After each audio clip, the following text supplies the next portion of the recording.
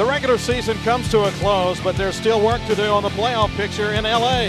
Tonight, bracket seeding is up for grabs. In Class 6A Region 1, as two South Alabama powers battle on All Hallows Eve, Saraland and MT Blount. Thursday night touchdowns.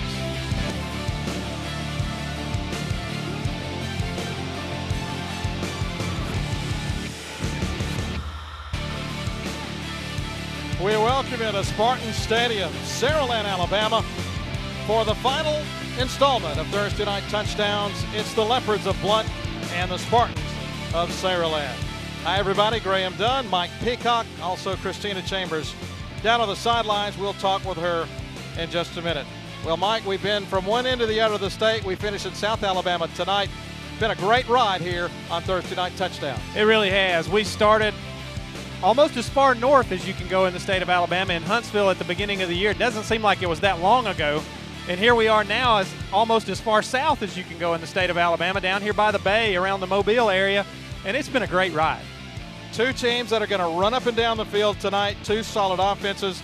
And with the Leopards, you start with their running back, senior Demetrius Ball. Well, Demetrius has 193 carries for 1,527 yards and 16 touchdowns. He's also caught a couple of passes for touchdowns this year. He is going to be the workhorse tonight for the Leopards, and he loves to run downhill. Meanwhile, Saraland really depends on their quarterback, Chris Weaver. He's a senior. Jeff Kelly said he should have been in the Alabama-Mississippi All-Star game. Well, the guy's numbers give him a pretty good case for that, as he's 73 of 118 for 1,243 yards through the air, 13 touchdowns, only 3 interceptions, but he's pretty good on his feet as well, 481 yards rushing and 10 more touchdowns.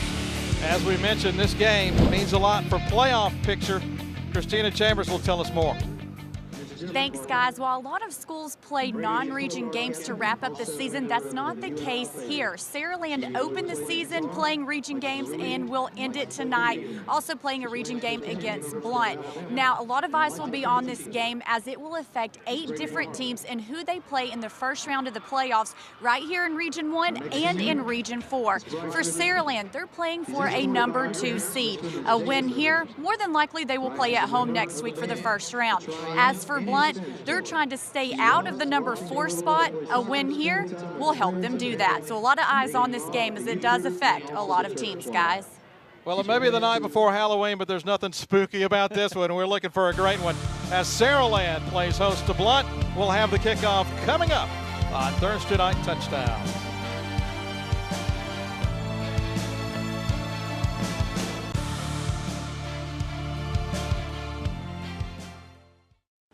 I'm Steve Savarese, Executive Director of the Alabama High School Athletic Association. Unfortunately, in our society, winning has come before everything. But if winning comes at the expense of good sportsmanship, then nothing is gained in the long run.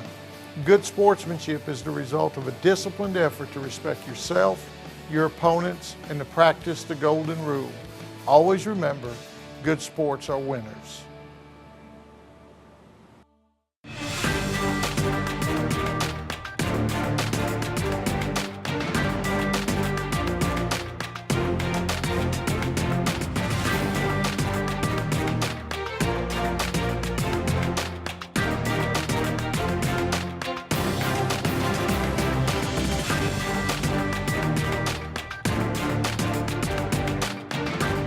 Saraland City Schools. It's more than programs, it's the people that make the difference. 2/3 of drivers who died in car crashes chose to ignore this warning. Seatbelts save lives. Drive safe, Alabama. A message from your Alabama Department of Transportation.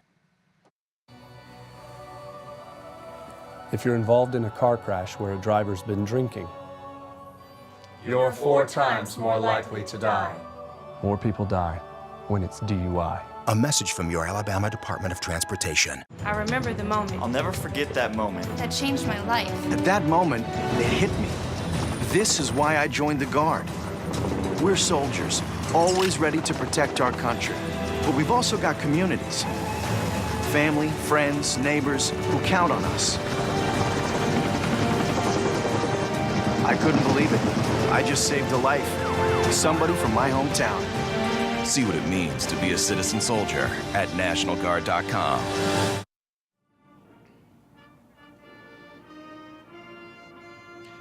Welcome back to Spartan Stadium.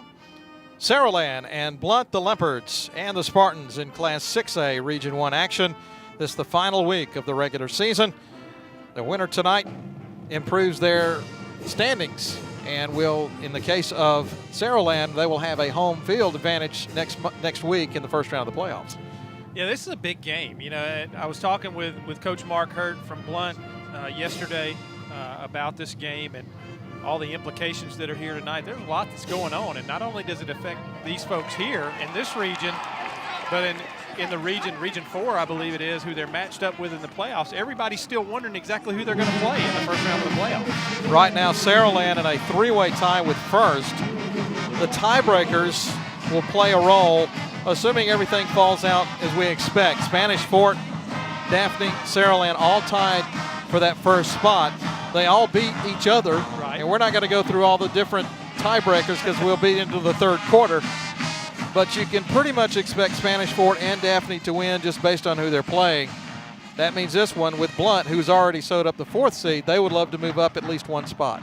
They would. They'd love to be that number 3 seed and not have to face a number 1 from the other region. But, you know, it's going to take a win for them to do that. And, of course, Saraland, they'd love to play at home next week. And to do that, they've got to win this game tonight. Your coaches tonight, Jeff Kelly in his 4th year. Great story in the fact that he played and was an all-conference performer at Southern Miss. Yep. Grew up in this part of the world, didn't even plan on coaching. And now here he is after leading 2 programs to respectability in Jackson and Satsuma. And he's got this team ranked number 3 in the state in Class 6A. Well, he's done a whale of a job here at Saraland, and he's been a good coach wherever he's been. And to think he almost became a financial advisor. You know, he was headed that direction, licensed everything, and then all of a sudden took a U-turn and said, I think I'm going to go coach. Mark Hurt, the head coach for the Leopards, he did some good things at Booker T. Washington and Tuskegee. Yep. Now he's trying to bring the Leopards back to where they were when they were under the tutelage of Ben Harris, who led them to several state championships. Well, he's working hard at Blount to try to get that program back where it was, and they're having a good year this year. You know, their 2 losses, Graham, both came in overtime to Daphne and Spanish Fort. So they've been very close. They're very close to being right there in the mix for that top seed in this region. Blount will get it first. Cody Everett tees it up at the 40. The Spartans in red. And I mean red. All red. All red. Blount in the white. The purple helmets. Purple unis, or purple numbers, I should say. As we close out the season. It'll be a high end over in kick. Take it at the 25.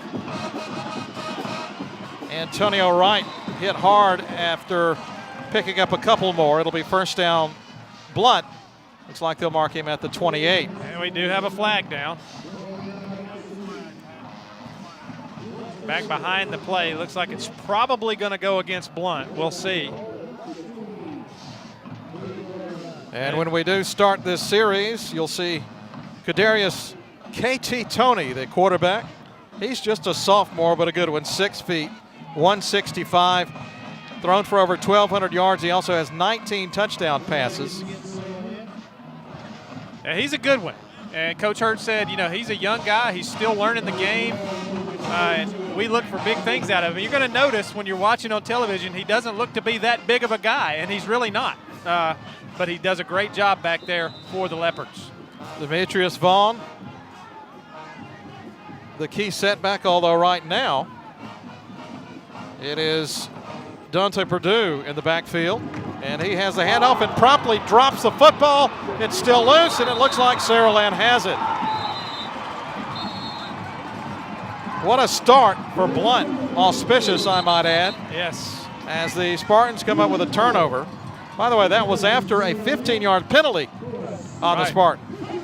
Billy Powell got the fumble here, but it didn't look like the back ever got possession of the football here. On the handoff, I believe it hit his arm and just squirted out of there, and it was loose on the field and jumped on by the Spartans.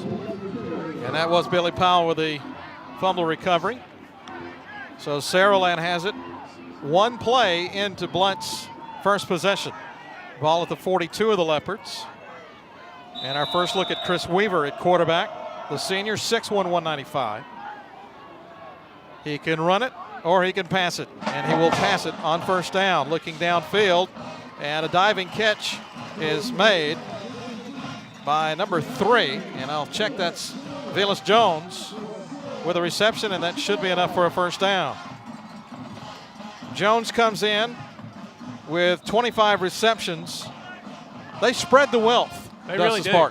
They really do. You know, the leading receiver is Jones with those 25 catches, 613 yards on those catches. And you see he's got pretty good hands there, as that throw was a little low, but he went down and got it. So at the 32, 1st and 10, Weaver keeps it himself and is going to lose yardage. They'll mark him down at the 35. He was hit first by number 8, Juan Caples, and that's normally not his number. Right.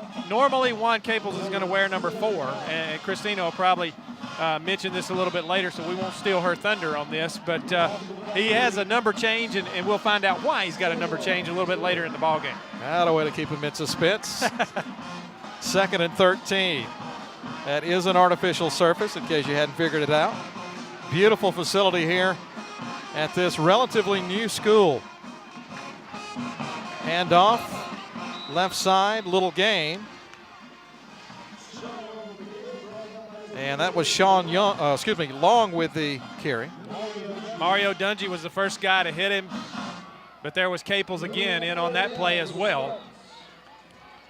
So, you know, one thing Saraland is going to have to adjust to tonight is the speed of the defense for Blount. They've got quick guys. They don't have tremendously big guys anywhere on the defensive side of the ball, but they've got plenty of speed.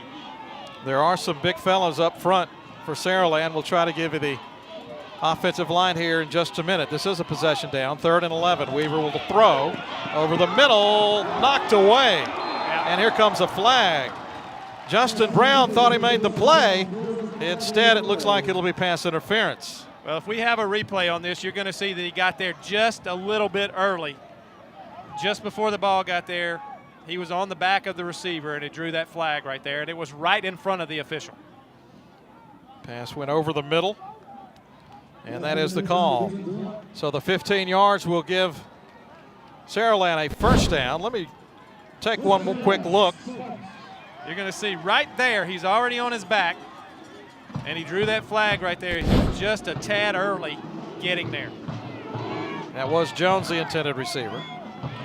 Ball now at the 18 in the red zone for the Spartans. High set this time, and Long breaks a couple of tackles inside the 5. It'll be 1st and goal.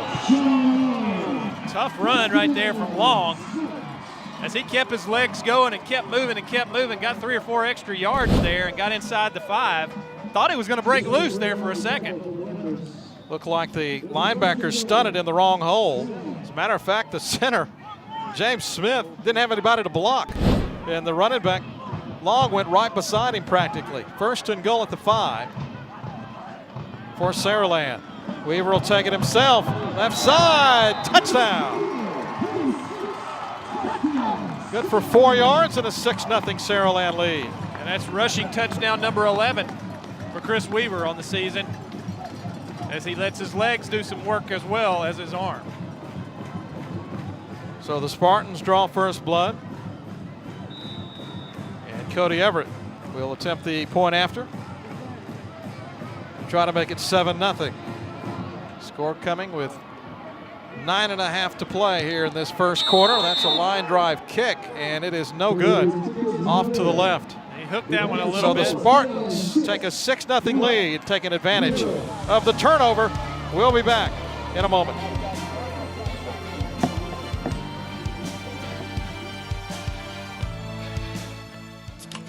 All right, come on in. You try the Pepsi challenge with us today? Yes.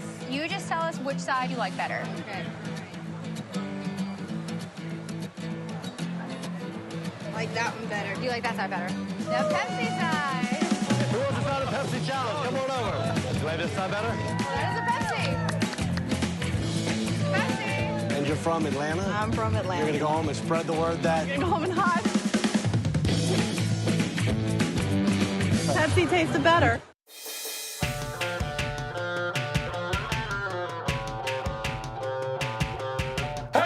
Science is how we continually improve the quality of care. Earlier detection, newer therapies, laser procedures, creative new treatments, innovation in lenses. At Schaefer Eye Center, these aren't simply services we offer our patients. They're how we're using technology to help them see well into the future.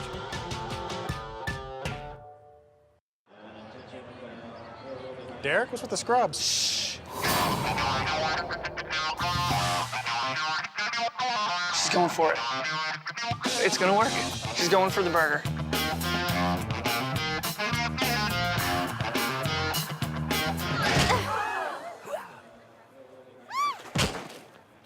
Stand back, everyone. I'm a doctor. Whoop. I got it. I'm a doctor. I got it. Jack, Jack, Jack, for more, more, more.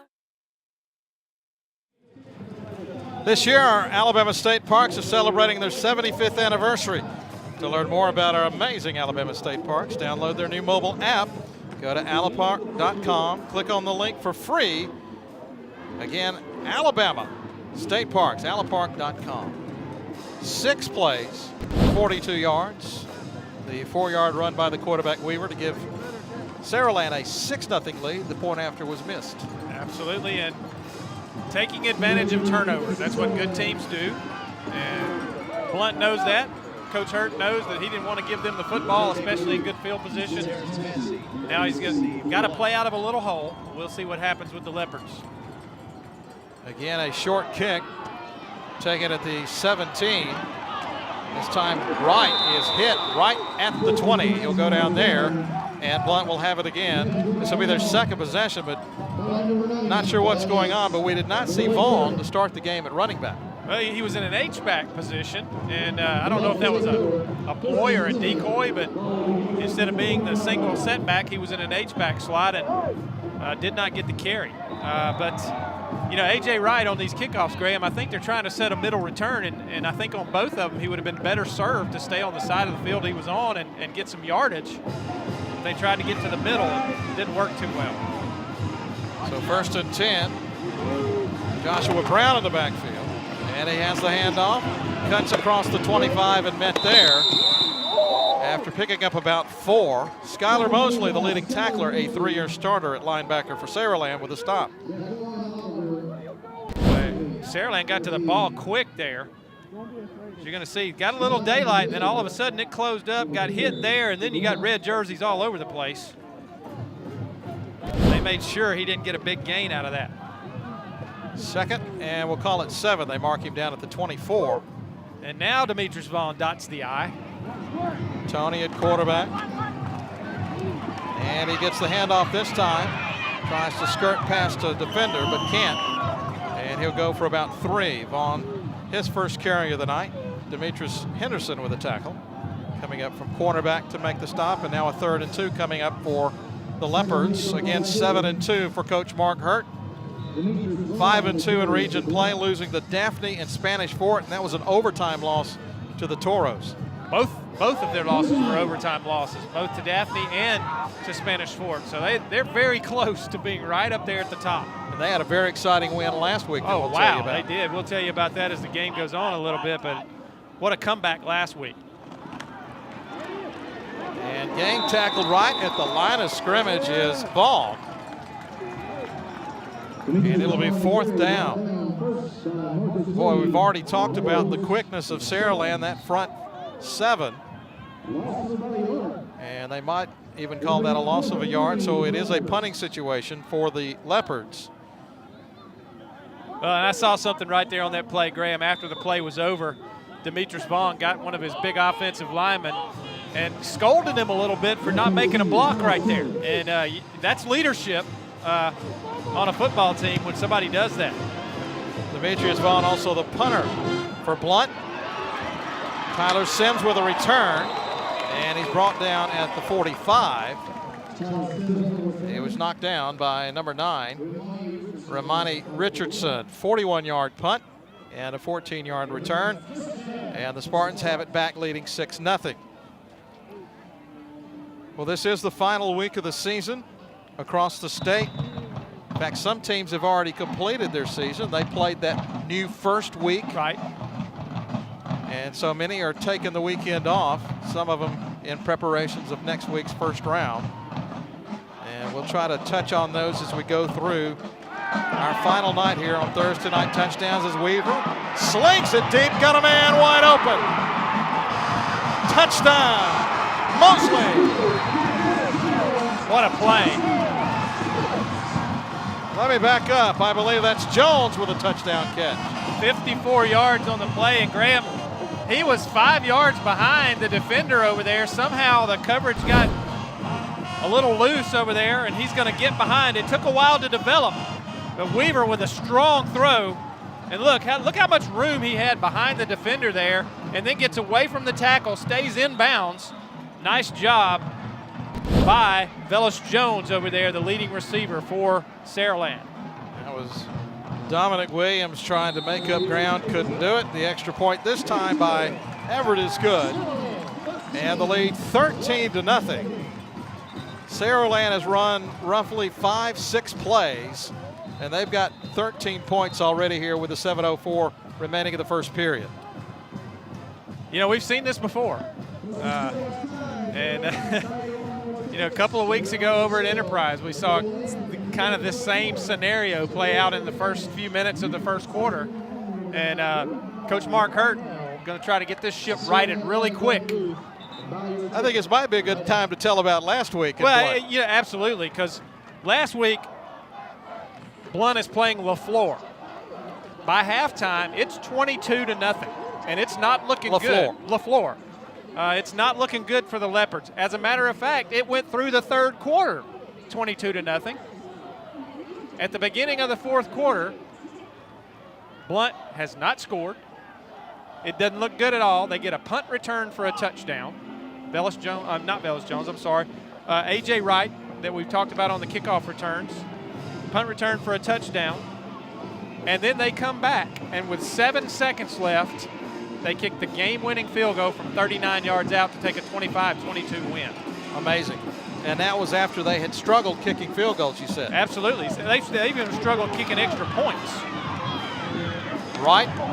Again, good coverage by Saraland. Boy, you just can't find anywhere to run. They're kicking it to the same area of the field. They're kicking over here about the numbers on the left side of the field, and they just can't find an opening with that coverage. By the way, Saraland has run 7 plays, 92 yards, 2 touchdowns. 2 touchdowns. That's about as good a productivity as Jeff Kelly can get from his offense. And oh, by the way, he told me, he said, yeah, I call the plays unless they don't work.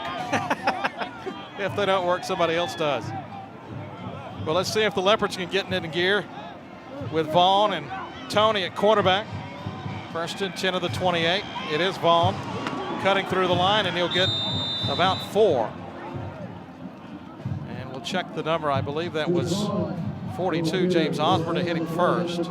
Graham, the folks watching at home are going to notice that when Demetrius Vaughn is up next to some of his teammates, he doesn't seem to be that big of a guy as far as his height. And he's not. He's only about 5'8", but he weighs 210 pounds, and he is solid as a rock. And if you look at his legs, he has those prototypical running back legs, big thighs, strong runner.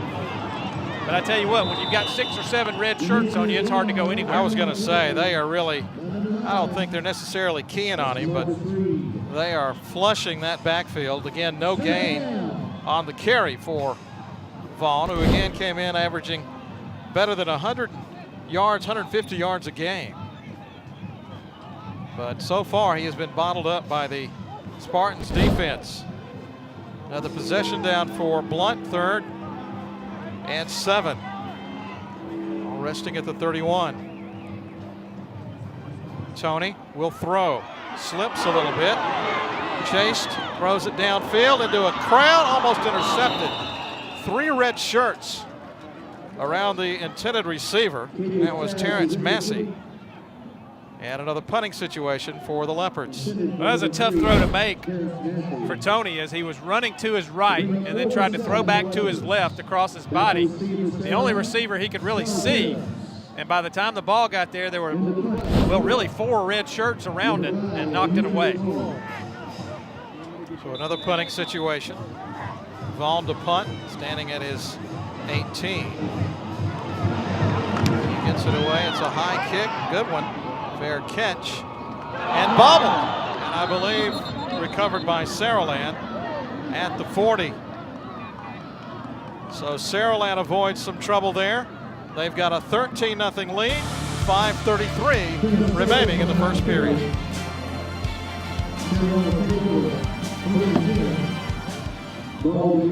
Office buildings, apartment buildings, houses. Most of them have heating and air conditioning systems.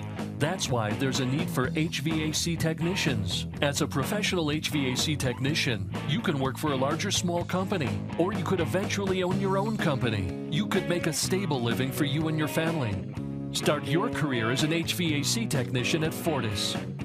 Call Fortis College now at 800-555-7600. At Baumhauer's, we're all about great sports, legendary food, and Southern pride. That's why we're serving up all your Southern favorites, like our tangy grilled fish salad, hot Bama brown, and our famous wings. And it wouldn't be the South if it didn't have a little kick, like a homemade gumbo and wild Gulf shrimp and grits. And don't forget our mouthwatering desserts like Bama Nana Pudding or strawberry shortcake. So call the gang and put a little South in your mouth. Out of 89 Renaissance hotels in North America, the spa at the Renaissance Hotel in Montgomery was ranked #1 as of August 2014. Out of 358 Marriott hotels, the spa at the Marriott Shoals was ranked #1. 3 other spas on the Robert Trent Jones Golf Trail also rank in the top 7. Clearly, world-class golf and the best spas for 2014 are in Sweet Home, Alabama. Call 800-MARRIOTT to find out more. 2014 marks the 75th year our state parks have served the people of Alabama. During this diamond anniversary, you'll discover special events to celebrate this milestone. Hey there, Bob Baumhauer here. Whether you like camping under the stars or staying at a resort lodge, the Alabama State Parks specialize in amazing family adventures. Let's make this the best year yet. We depend on our partners, and just like these folks here, you can be a partner too by supporting our state parks. Visit our park today! Welcome back to Saraland. The Spartans with an early lead, 13-0. And they've got it back. Although there was a little bit of a bump on that punt return. We were wondering if there might be a penalty there, but Mike, you said looked like his own man hit him. Well, actually, it was one of Blount's players that had gone behind him and kind of came back up. And he did make a little contact, and he was lobbying the official for a call there. Weaver with a first down run, slung out of bounds in Blount territory. But Faison Forrest over there for the stop. But luckily another first down. Luckily his own player was there to recover the bomb. Yes. Yes. It might have been a little more serious if a guy in a red shirt hadn't been there. But a nice run right here by Weaver. And almost a little over-aggressiveness right there. If he hits the ground, they probably could throw a flag there. The yellow hanky is out. 1st and 10 at the 47. One back set, 3 wideouts this side. Long again. And he's pushed out of bounds. He came in needing about 75 yards, a little bit less than 75 yards, about 65 yards to break 1,000. He keeps doing that. He's going to get it in the first half. Well, he's had a couple of nice carries. You're right. He's 936 yards on the season coming into this ball game, and carries like that will get him up in that 1,000-yard range real quick. But you're seeing the strength of Mobile football just kind of encompassed in this game with Saraland. Of course, we'll talk more about it as we go all along the night, but Daphne, all the teams that are going to the playoffs out of this region are ranked in the 6A poll. Weaver for about 3. He was hit first by Forrest. But you've got Saraland at number 3. Yep. Standish Ford has been most of the year at number 1, and they have dropped since losing. And then Daphne, of course, also in the top 10, and right now they are number 10. And then Blount also up there at number 7. So this region is absolutely strong, and you look at that and you're going, wow, what a region to play in. But you're right, Greg. I mean, it's a testament to the football down here in the Mobile area, and you know, the traditional names that you used to hear a lot, you don't hear much anymore. There's a big play by the Blount defense. As number 9 came in to make the stick, that was Romani Richardson, excuse me. And he's got the sack of Weaver way back at the 41. But yeah, I mean, it's as we look at it again, and let's don't forget about Blount. Let's don't forget about Viger, right? Who's also a great team. 7A, you've got some great teams. I mean, this area has continuously produced great football squads, and nothing changed this year. St. Paul's has been on top in 5A. Of course, Automobile. You got UMS Wright, who's always good. I think they're ranked number 1 as well right now. I mean, it's amazing the kind of teams that you have down here, but also the newer schools. We've got a timeout taken by Saraland. The newer schools, like 3:37 mark. As we were saying, the newer schools like Saraland, like Spanish Fork, those have come on strong very quickly after being opened and gotten into the picture, and sort of maybe stolen a little bit of the thunder from some of the traditional powerhouses down in this area. Blount, when Ben Harris began his, I'll call it reign, back in the late 80s, early 90s, he was producing a state champion about every 2 or 3 years. In fact, he won back-to-back championships in 96 and 97. Let me throw a couple of names at you, see if you've recognized them. How about Damian Craig? Oh, yeah. How about DeMarco McNeil? Sherman Williams, the Shake. Everybody remembers that. Aubrey Bell, who played at Mississippi State, Willie Shepard. And right now, Jarrett Williams is in Alabama. He's one of the top players in the country in the defensive backfield, now playing for Nick Saban in the Crimson Tide. 3rd and long, 3rd and 17 at the 41. 13-0 advantage for Saraland. Well, and you owe that last sack, Graham, to good coverage downfield by Blount. They didn't let the guy get behind him that time. Pass to the flat complete, but it won't be enough for the first down, although it cuts a lot off of what is needed. I am going to guess they might go for it here on 4th down. You're kind of in no man's land at the 33. You're a little too far away for a field goal try. You're a little too close maybe to punt here. So, well, actually, they're going to send a unit out. Are they going to punt the football? Well, you've got Everett, the punter, going out. Yep. And why not? Your defense has been stifling so far. Pin them deep. Yeah, who knows? Maybe you get a safety. He's going to make an attempt right here to pin them as close as he can to their own goal line. We'll see what he does. Everett averaging 36. It is a fake. Weaver, first down, inside the 20 and close to the 15. I had a feeling, I didn't say anything about it, but I had a feeling they might do something right there just because of what we were talking about prior to that punt team running out there. And I don't know if we can see it on the screen, but Everett, and it's, by the way, Zach Everett, faked the punt and jumped up like the snap was over his head, and he came down and twisted his foot. 17 yards on the run by Weaver. And they've got it 1st and 10 at the 16, make it 17. Hand off, Long, dragging tacklers with him close to the 10. And one thing about Long that I've noticed already in this game, he's hard to bring down, and a lot of that is just because he continues to work after contact. He keeps those legs going and tries to keep moving. Right here he's got a guy that's got him by the ankle, and he just keeps dragging him for a couple extra yards. Ball comes out, and I believe Blount has it. It is Blount football. Faison Forrest with a fumble recovery. We'll have to check it and see who knocked it loose. And a break for the Leopards, and they needed it. Well, Long got a jolt when he got to the line of scrimmage, and the ball just popped out. But they are backed up at their 10-yard line. As we check it again, and I'm going to say it was Caples who ripped it out. So give him credit for the forced fumble. He had one of those already this season, so give him 2. So the Leopard offense back on the field. They need to go 90 yards to put their first score on the board. It is Vaughn in the backfield. Once again, nowhere to go. Well, I tell you, Graham, you know, I've seen some deep formations for the back in the backfield. Demetrius Vaughn was 9 yards off the line of scrimmage right there. And it takes a little while for a play to develop when your tailback is 9 yards away from the football. And that time, I believe, that particular formation gave Saraland a little opportunity to get in the way and make a tackle. Check it out here on the replay. Almost like he's in punt formation. He's at the 1 yard line, and the ball is at the 10. And it just took a little while for the play to develop.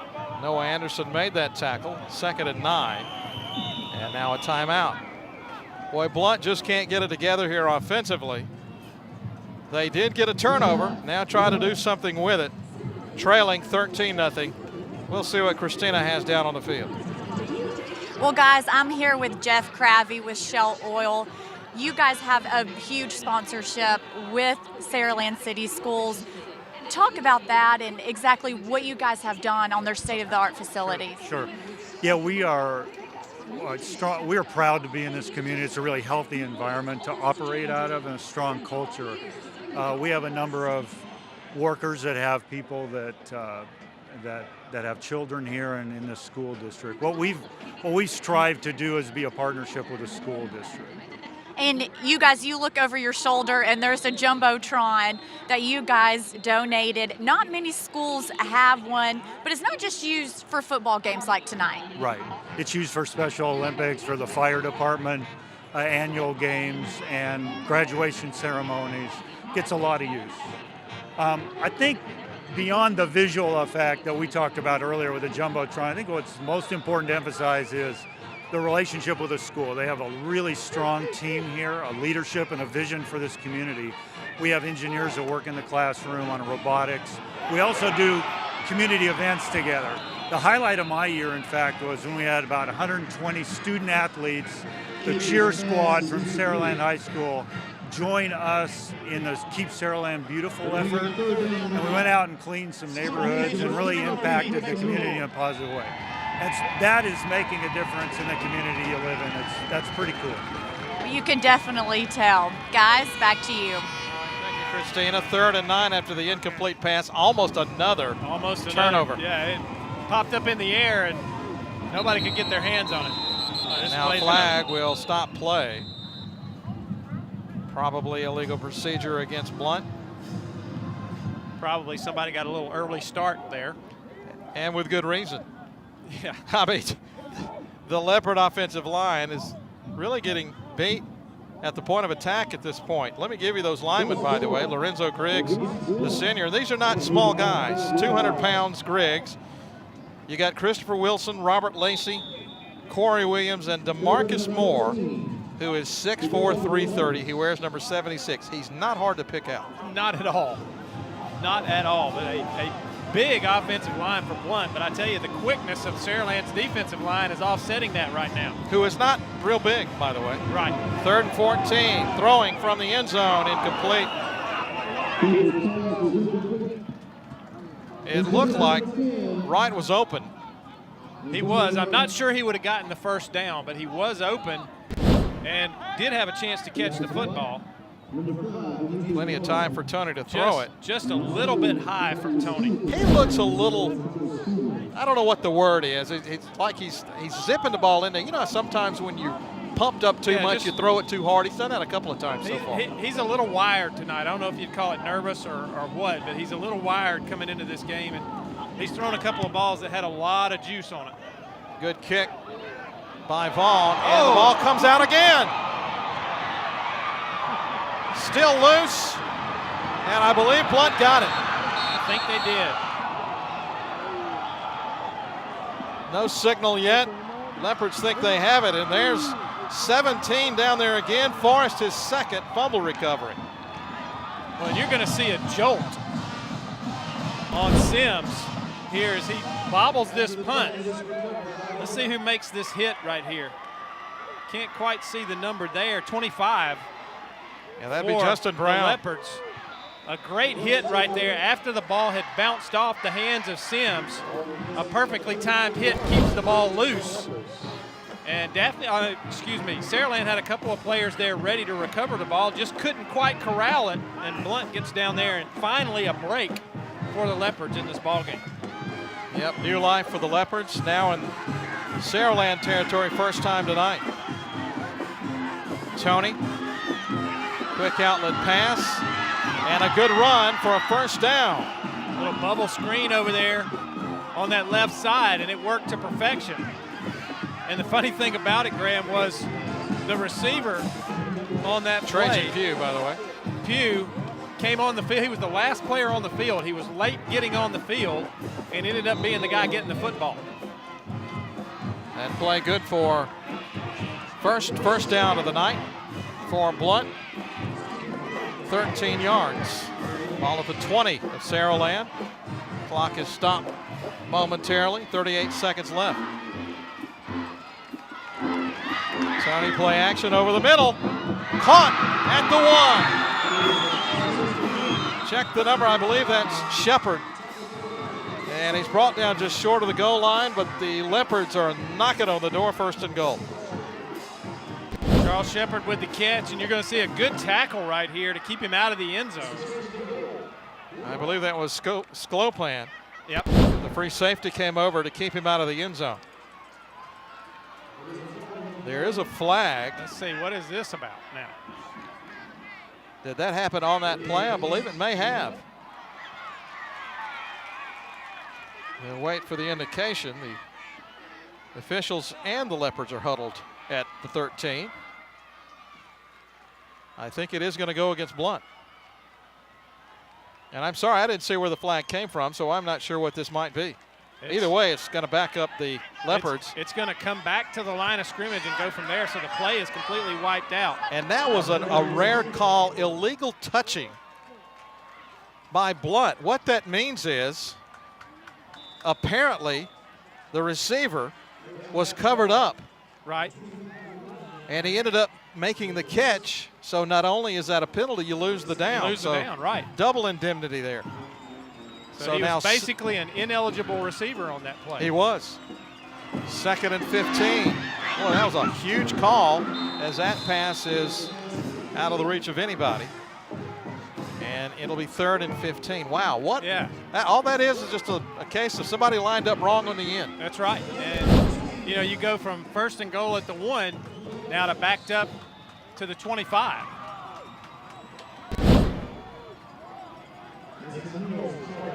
Ten seconds to go in the first quarter. Saraland jumping out front, taking advantage of Blount turnovers. Blount trying to answer here, but they need 15 on this play. And Vaughn won't get it. In fact, he only got a couple. Again, count the red shirts around him. Oh, they are swarming to the football. And I believe you're probably going to see Demetrius Vaughn here try a field goal. Well, we'll have to wait and see in the next quarter as the first quarter comes to an end. A good one for the Spartans. They lead at 13-0. We'll return to Saraland after a timeout. Stay tuned.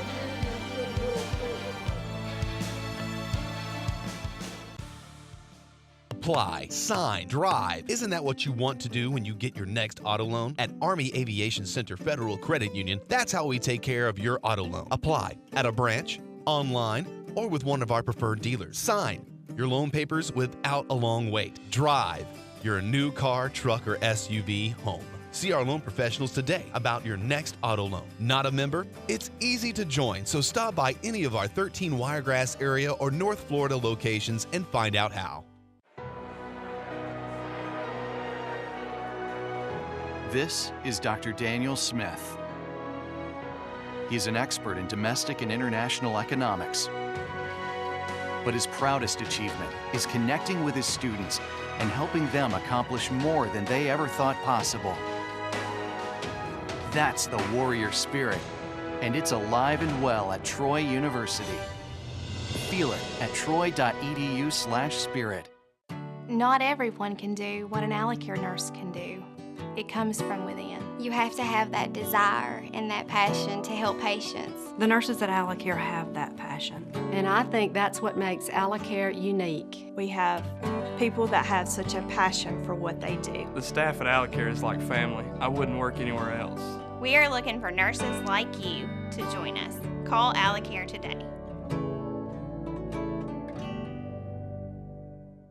At Dentistry for Children, we love to make kids smile. Dr. Julia Schreiber and Dr. Benjamin Cumbus specialize in pediatric dentistry, treating infants, children, and patients with special needs. You can trust Dentistry for Children to provide the highest quality care for children of all ages. Beautiful smiles begin at Dentistry for Children. Call today to make your appointment with our professional caring staff. Dentistry for Children in Montgomery and Wetumpka, proudly making kids smile for over 30 years. Looks like the Leopards will try a 40-yard field goal here from Demetrius Vaughn. He hit one from 35. That one is long enough. It is and good. It is good. Wow. That one could have been good from 50. I wonder if he does dishes too. He does a lot on offense, and here he steps in and just hits a 40-yard field goal like it's nothing. I mean, he put some leather into that ball. And a straight-on kicker. Yep. How about that? Don't see that very often anymore, especially from distance. So a 40-yard field goal.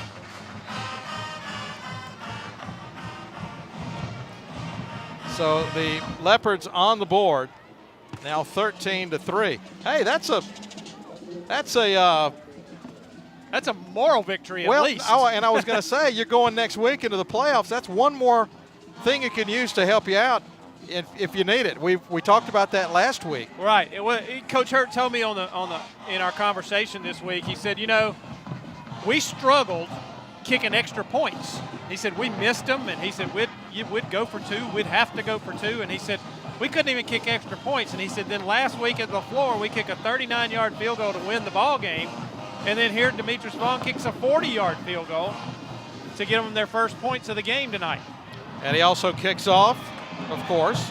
Nick Williams trying to find running room, and he'll get up to the 30, where Saraland will have it 1st and 10. Well, the Spartans have had a little bit of trouble holding on to the football. Before we talk about that, though, let's talk to Christina.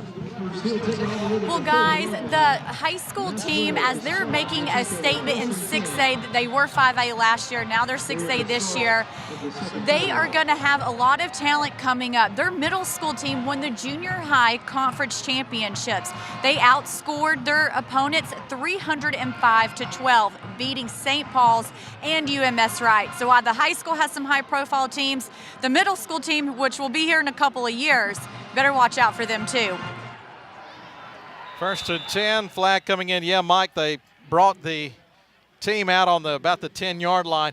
They just about covered the length of the width of the field. I think if the guys had spread out a little bit more, they could have. A lot of them stayed pretty tight, but they spread pretty much all the way across the field. So a lot of participation in that middle school program, and obviously some pretty good athletes. Penalty will go against Saraland, and all of a sudden, after a great start by the team in red, they are struggling a little bit. Not able to handle success. The holding penalty will cost them 10 yards. Really more than that because they mark it off from the spot. A couple of yards behind the line of scrimmage where it took place. So now first, and what are we going to call it? About 22 maybe? Yep, somewhere around there. Got to get all the way up to the 40. For a first down. Well, they still have 3 downs to do it. Weaver in shotgun mode. Will throw, looking for the screen pass, and it's dropped.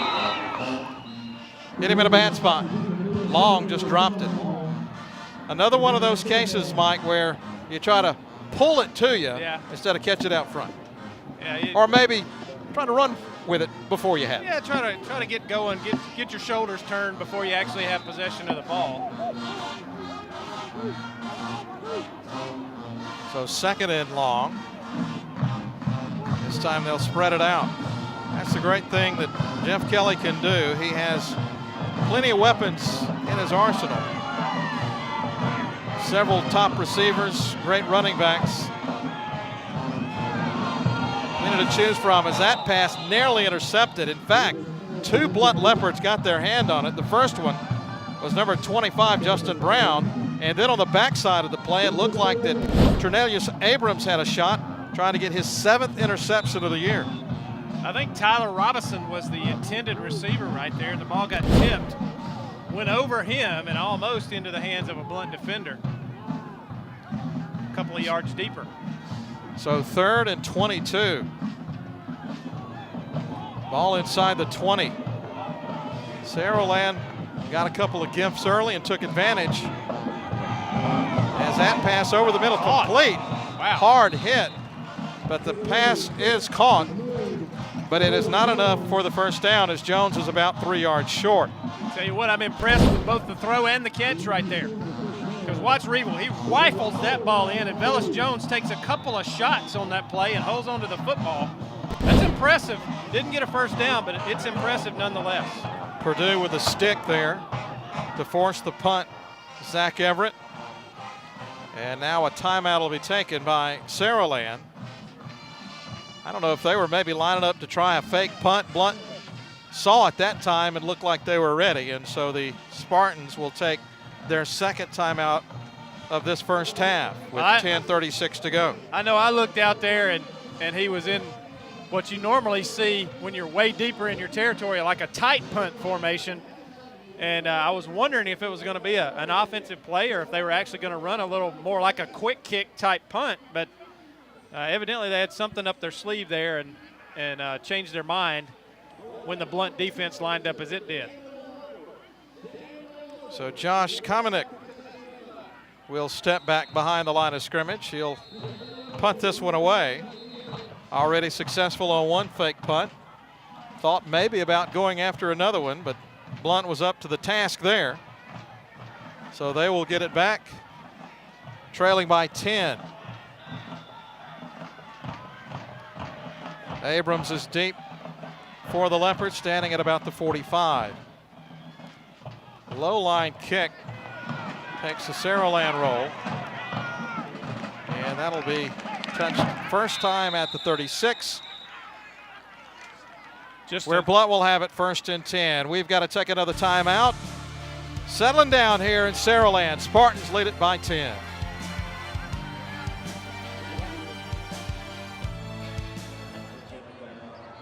Derek, what's with the scrubs? Shh.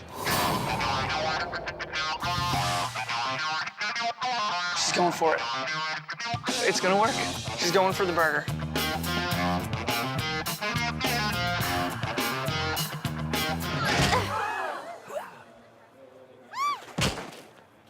Stand back, everyone. I'm a doctor. Whoop. I got it. I'm a doctor. I got it. Jack, Jack, Jack for more, more, more. Style is more than just a look. It's a reflection of how you see the world. Hey! It's not just about being trendy or current. It's about being true.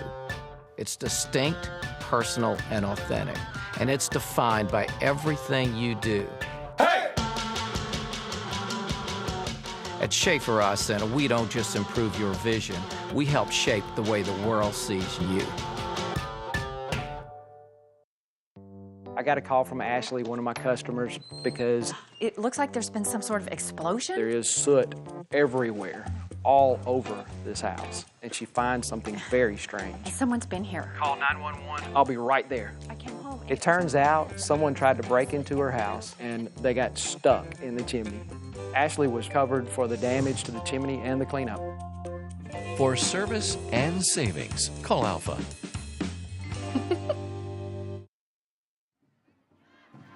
Well, we're a little more than a month away, but Raycom Media will bring you exclusive coverage of this year's Super 7 state championships from Jordan-Hare Stadium. Well, that'll be the place to be. If you can't be at the game, check it out on Raycom, all the stations here across the state, on air, online, and on your mobile phone. Go to pathtotheplayoffs.com for more information. With Christina Chambers and Mike Peacock, I'm Graham Dunn. 13-3, Saraland, but lately it's been the Blount Leopards, and a big first down play, completion, and almost running the wrong way as trying to find a running room. There was a case there where Terrence Massey had about a 15-yard gain, and he ends up with 9. He didn't get the first down, and we've got a flag down, do we? Well, you know, if he catches the ball and goes down where he catches it, he has a first down. but he ran backwards trying to get more yards and went all the way across the field and ended up short of the first down. Correct me if I'm wrong, a field is about 60 yards wide. He ran about 50 yards and lost 2 yards. Say he ran about 50. He did. 2nd and 1 at the 44, and here comes another flag. There was no flag, by the way, on that last play, but you could almost say he penalized himself running with the football. And so this one will go against the Leopards. Boy, penalties have been huge. That last drive. Oh, wow. You have the as ball we watch at the this 1 one, yard line. Well, this one wasn't a penalty play, but it might as well have been because it could have been a first down. Well, look, if he goes down right there, he's got a first down. He's at the 50-yard line, and they're got a first down. And he runs backwards and gets hammered over there on the sideline, loses about 7 yards probably. And a near illegal block. 35 yards off that play. Vaughn stuffed after a yard gain. Yeah, the interesting thing, Ken, our stat guy just held up for us. Blount has 35 yards of total offense. They have 30 yards of penalties. So penalties have been big so far against the Leopards tonight. Well, you got to shore that up, obviously, not only tonight but next week. Now 3rd and 5. How about that? They were looking at 1st and 10 at midfield. Instead, 3rd and 5 at the 40. Tony will throw another flag. Dumps one to Vaughn. He'll have the first down as he runs over a defender at midfield, but this one may be back coming the other way again. And I have a feeling it might be another case of somebody lining up wrong. I think you're right. I think it's going to be somebody downfield that wasn't supposed to be. It is illegal procedure. Formation. Yeah, illegal formation. So that wipes out another first down. How many first downs is that's been wiped out by penalty? At least 2. At least 2, and one of those was 1st and goal. So now the mark-off will put it back on about the 35, 34-yard line.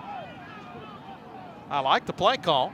Yeah. In fact, I think that was basically Vaughn as the relief valve here. He was looking deep, was Tony. Looking deep, and Vaughn is his check down or his dump off right here. And a lot of room. Gets it to him. Good-looking play, just lined up wrong. So 3rd and 11. Clock running.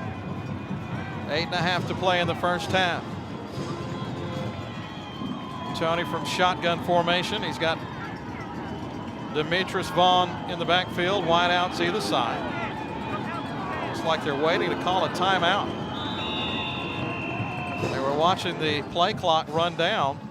I don't know if there was some confusion between the coaching staff and Tony. He keeps looking at his wrist. Of course, they keep all their plays on that wristband. Yep. Called a wrist coach. Is that what it's called? It is. And they've become very popular. Yes, they have. That part I do know, and not just in football. Not just in football. Baseball, softball. Yeah. I mean, you name it. Pretty much everybody's got them now. Yeah, it's kind of weird. You hear third base coaches in baseball, 431, 430. You're like, what in the world? Everybody looks at their arm. Everybody looks at their arm. It's not 431. It's 322. Sun's still shining. Anyway, what I was about to say last night, talking about how plays are coming in and out. I'm at a junior high game in Montgomery, and the quarterback for one of the teams would literally run to the sideline to get the play and run back out. I figured that young man, I bet he's going to sleep well tonight. Oh, wow. He probably went home and got in a tub of hot water and relaxed for a little bit. I'll tell you what. And then slept well. Apparently the coach did not have enough confidence for his subs to bring him the play. 3rd and 11. Ball at the 34. Tony looking deep and over the head and intercepted. Heading the other way, Dunham. He's got a line of blockers. Cuts it back to the middle of the field. 5 yards to go, flag comes in. It's going to be a touchdown, but maybe called back. Let's see, I don't know. It may not be what we think it is. Let's hold on here. They're going to move the flag back to the 21. It will be an illegal block. It is a block in the back. So that wipes out the touchdown, but not the turnover. So the two teams tonight, after that 40-yard return, but trading turnovers. And that was just an overthrown ball there over the middle. And the safety, Justin Dunham for Saraland, was just right there in center field, and it hit him right between the numbers. A little bit of pressure, and you know what? The receiver, Wright, was open. He was. It was just a little bit behind him and a little bit overthrown. And as you said, Dunham had clean sailing. I say clean sailing. He had a lot of good blockers out in front of him. He had a nice little entourage in front of him. His posse was escorting him down the sideline there for a while, and then he made a nice cut. But that one guy, you know, they'll get him in the film room tomorrow. Weaver on first down takes it himself, trying to get out of the grab of Blount defenders. Kalen Wright hit him first. Also our first time to see number 21 out there, Jeffrey Gatewood, the fullback. Interesting comment about him, Mike, in that he doesn't carry the ball much for Jeff Kelly, but Kelly said he's the most important player in his offense. Well, it's sort of like Auburn last year, Jay Prosh? Jay Prosh at H-back, he didn't carry the ball very much at all, but there's no way Auburn's offense would have been as successful as it was. I'll spit it out in a minute. Without him and the job that he did blocking. Timeout taken by Saraland. They're having a little trouble getting the plays in. We're in week 11, game 10.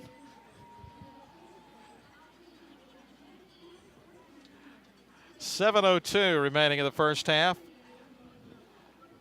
Once again, to kind of set this up, if Saraland wins this one tonight, they will more than likely, well, let's just go ahead and say it, they will be the number 2 seed, meaning they will have a home game next week in the first round of the playoffs, while Blount would be on the road, possibly as the 4th seed, and I think there's a pretty good chance of that. That would mean they would be headed to McAdory, which right now, one of the top teams in the state. They are tough. They're undefeated, and it's good to see McAdory back in the picture. They've been up and down, and they've had some good teams, but back in the day, they were always tough. Absolutely. The one Vincent Bo Jackson. Yes, came from there.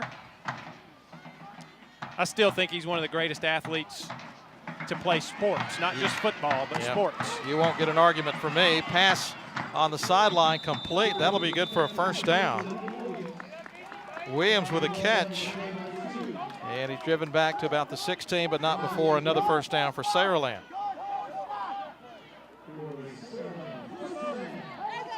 Great crowd on hand. We were noticing. Really nice crowd. As we watch the play again. On both sides of the field, actually. We have been blessed to have fantastic crowds everywhere we've been this season. It has been a lot of fun. And another good one tonight. Weaver tries to spin out of the tackle, and I guess they say his progress was stopped because that was I was kind of wondering why the whistle came in when it did, because he was still moving pretty good. Nobody really had a hand on him. It was a really early whistle. Loss of a yard. 2nd and 11, the ball at the 17. High back set.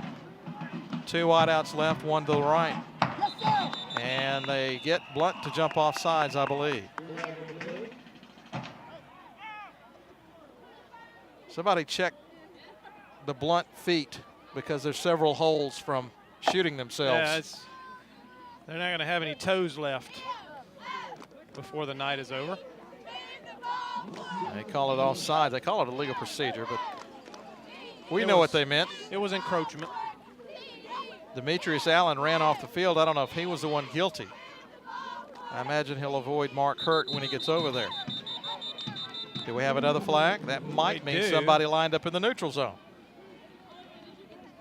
I believe that may go against Saraland this time. How about that? They hand it right back. Is that called the cha-cha-cha? 2 steps forward, 1 step back? Yeah. I don't know how to do that, by the way. I just heard about it.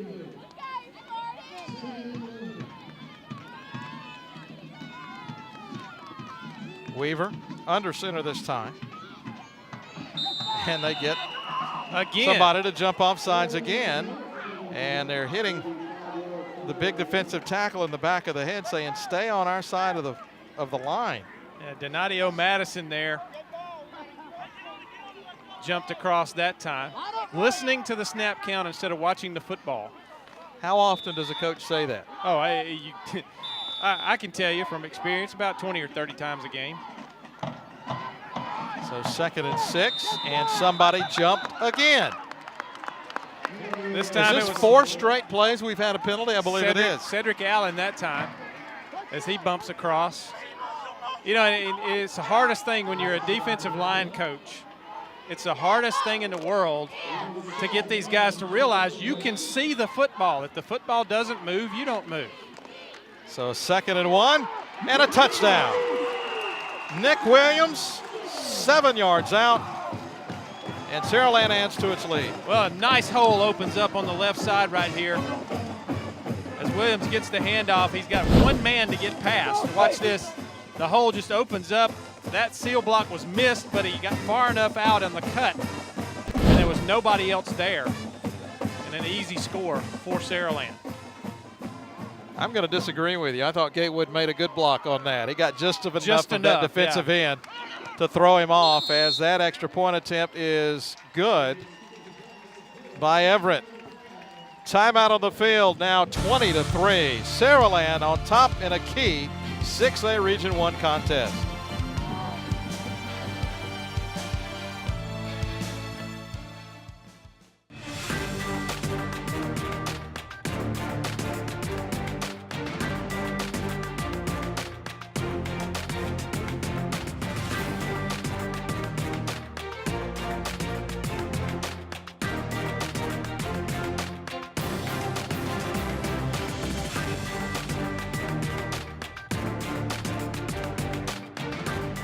Saraland City Schools. It's more than programs, it's the people that make the difference. I'm Diane Bentley, Alabama's First Lady. Over 15 million children are exposed to domestic violence each year, and 10% of high school students are victims of dating abuse. Whether you are experiencing abuse or you think you know someone who is, it's time to speak out. The Alabama Coalition Against Domestic Violence can answer questions about safe dating behavior, as well as provide shelter to those fleeing violent homes. Call 1-800-650-6522 for help and a way out. Hard work, determination, teamwork. It can mean the difference between winning and losing. These are values that I teach my sons and players on the football field, and they are values we believe in at Wedemark and Key. If you have been hurt, put my firm's hard work, determination, and legal team to work for you. Wedemark Keith, because your case matters. Call 800-309-0500. Children's of Alabama has been taking care of kids across our state for over 100 years. The opening of the Benjamin Russell Hospital for Children allows even more patient care. It leads the country in technology and innovation, including 17 state-of-the-art operating rooms, an expanded imaging center, and the Bruno Pediatric Heart Center, just to name a few. Children provides the highest level of care in a loving, comforting environment. I hope that you or anyone in your family never needs to be a patient, but if they do, Children's is here for you.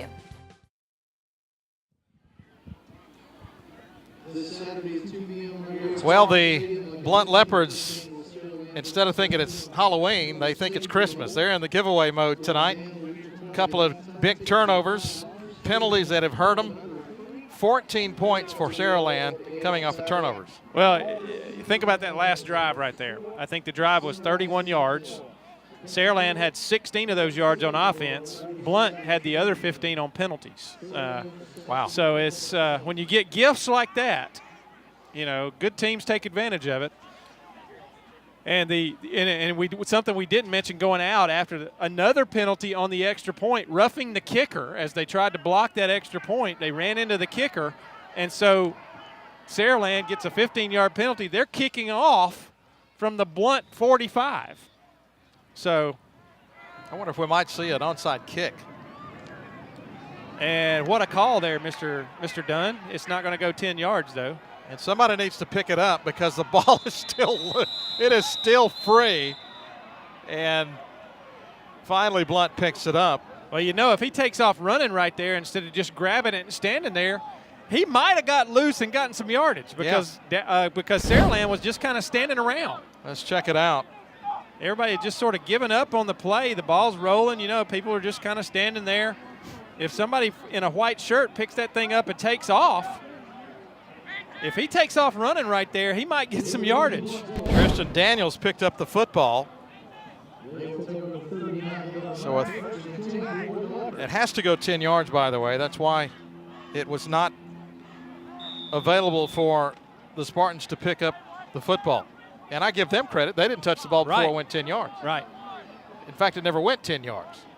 So that's why they were standing there waiting for somebody to do something. Kind of like hot potato, right? Right. Ball at the 39, first down.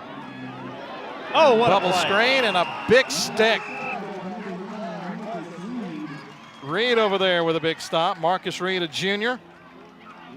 And a loss on the play of about 3. Charles Shepard over there couldn't quite get the block, and a big play. So Blount going the wrong way again.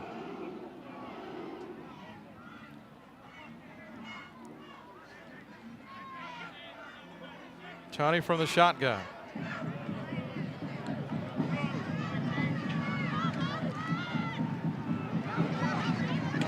Screen pass. Vaughn looks like he lost his footing at the 45. Let's check out Christina. Well, guys, it's always a pleasure to have Randy Jinks with us from the Alabama State Parks.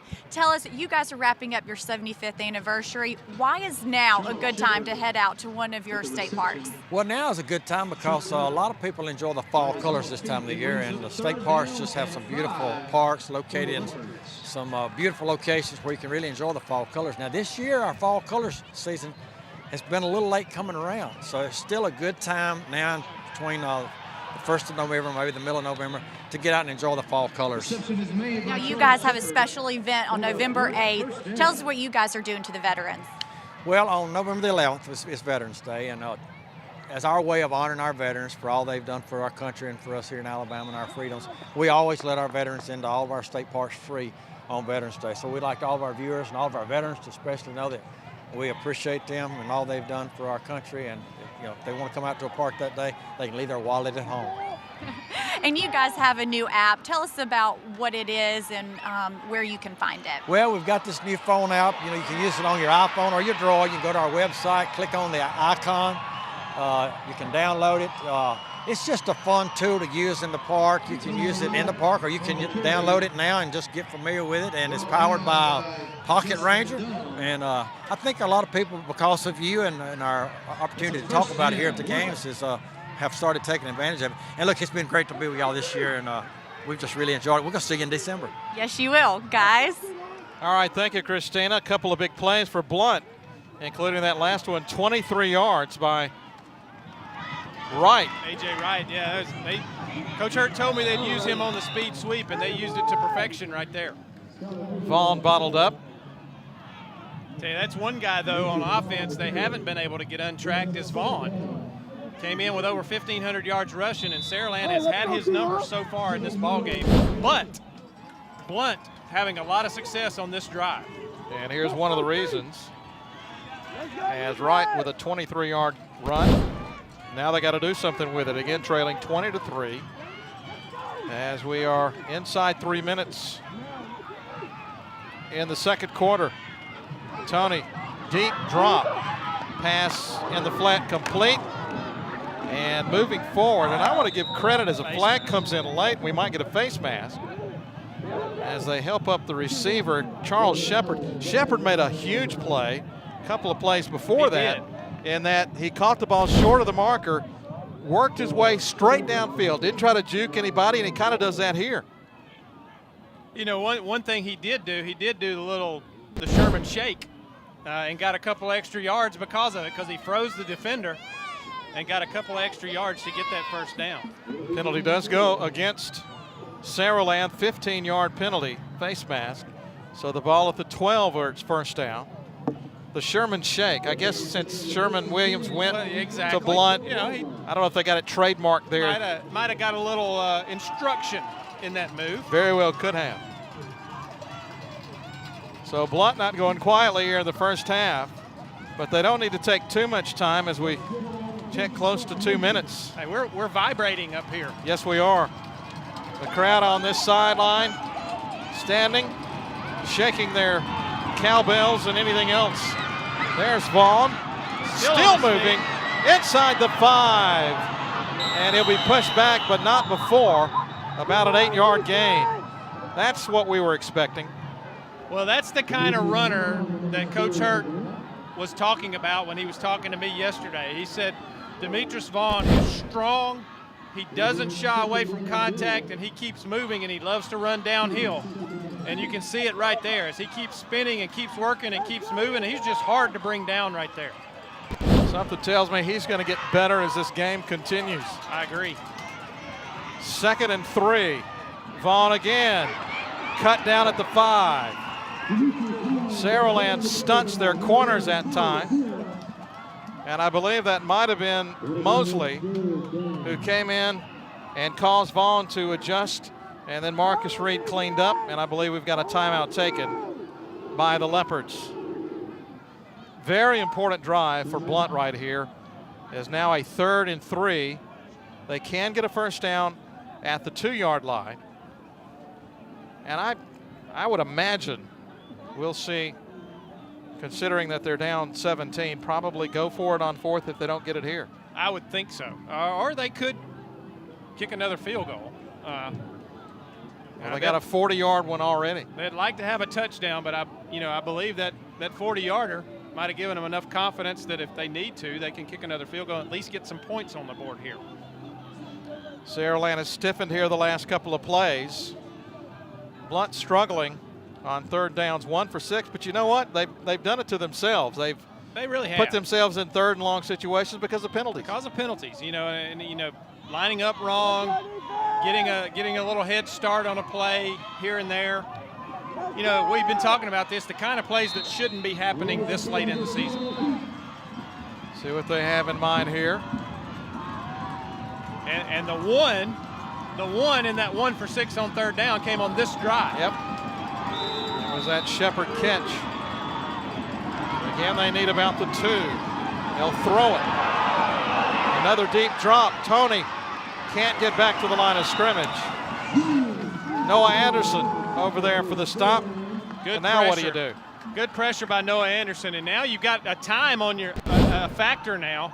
As the game clock is running, the play clock hasn't started yet, but the game clock is down to 33 seconds, and they're going to go for it here. They'll pitch it.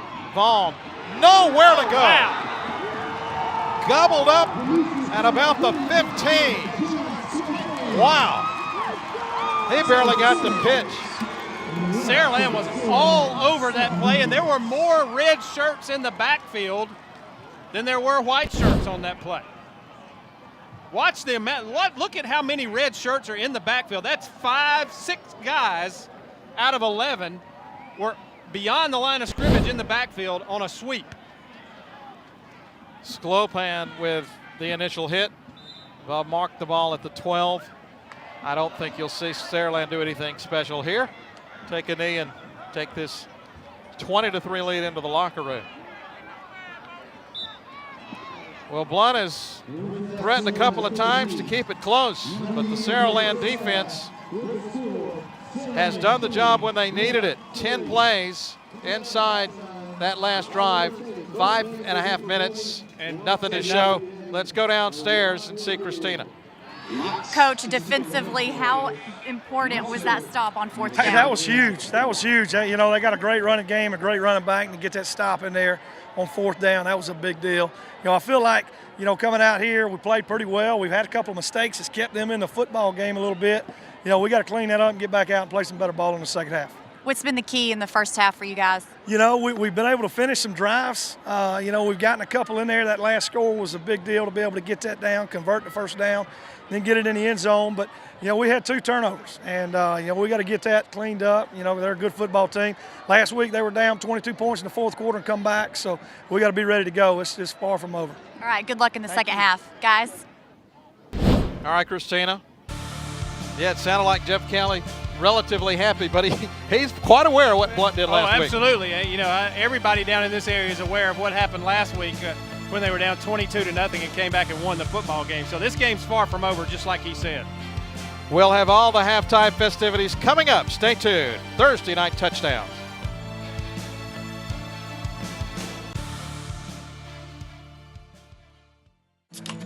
All right, come on in. You're trying the Pepsi Challenge with us today? Yes. You just tell us which side you like better. Okay. Like that one better. You like that side better? The Pepsi side. Who wants to try the Pepsi Challenge? Come on over. Do you like this side better? That is a Pepsi. Pepsi. And you're from Atlanta? I'm from Atlanta. You're going to go home and spread the word that... You're going to go home and hide. Pepsi tastes better.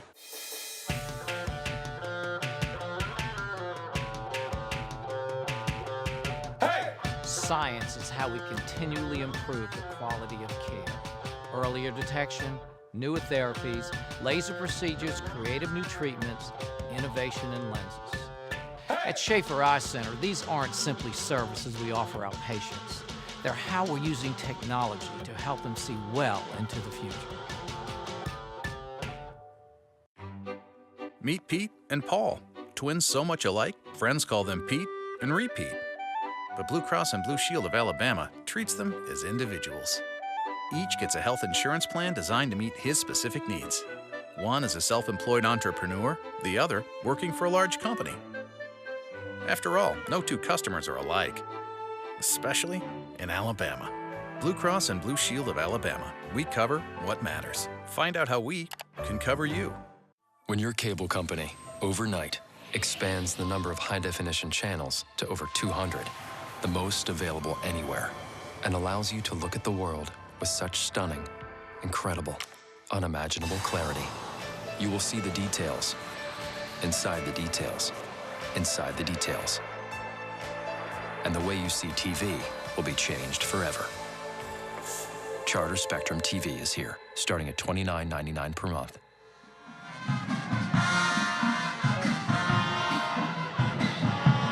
Welcome back to Saraland, Alabama, where the Spartans lead 20-3. I'm joined now by the mayor of Saraland. Tell us, how did Saraland get its name? It was actually named after the wife of one of the first postmasters here. And you guys, what exactly does Saraland stand for? You guys, your slogan is Gateway to Progress. Talk about that. Well, we feel we're on the cutting edge of a lot of things. We're very, very proud of our school system. We were the first community in this part of the state to break away from the county and form our own city school system. As you can see, it's been very successful. You are not only the mayor of this city, but you're also the team doctor. How important is that role? You know, like you said, the community and the school system, they go hand in hand.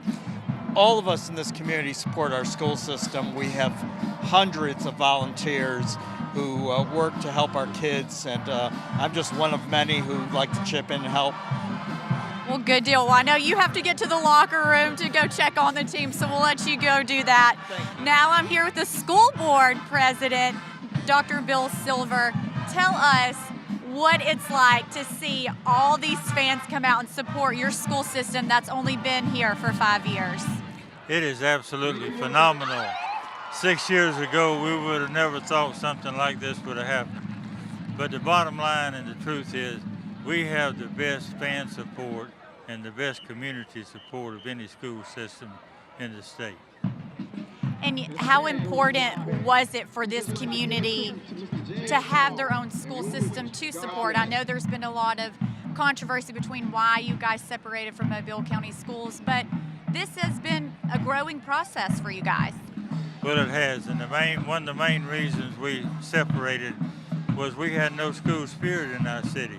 Our students were zoned to go to 3 different elementary schools, 3 different middle schools, and 3 different high schools.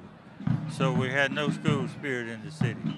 And this is what's happened since we separated. You guys have had rapid growth here in Saraland. How do you keep up with that growth, especially in your classrooms? It's very difficult. We've built a new high school, we've built a new elementary school, and we built those schools with some growth based into it. So we have room to expand, although our high school is just about to max out. And we've just built a new elementary school and built a new wing onto the elementary school. Well, today is also a special day for you. Today is your birthday, so That is true. Happy birthday. we'd like to wish you a happy birthday. Well, now we're going to turn it over to Blount High School's marching band.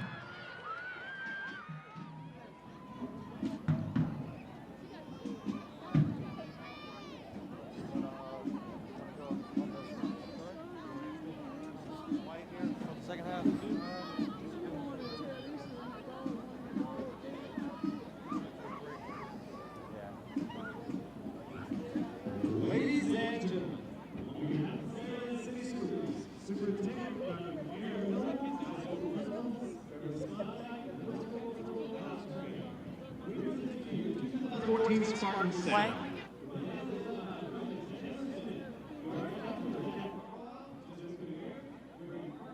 All right, guys, we're going to take a break. We'll be right back with you. More from halftime here at Saraland High School.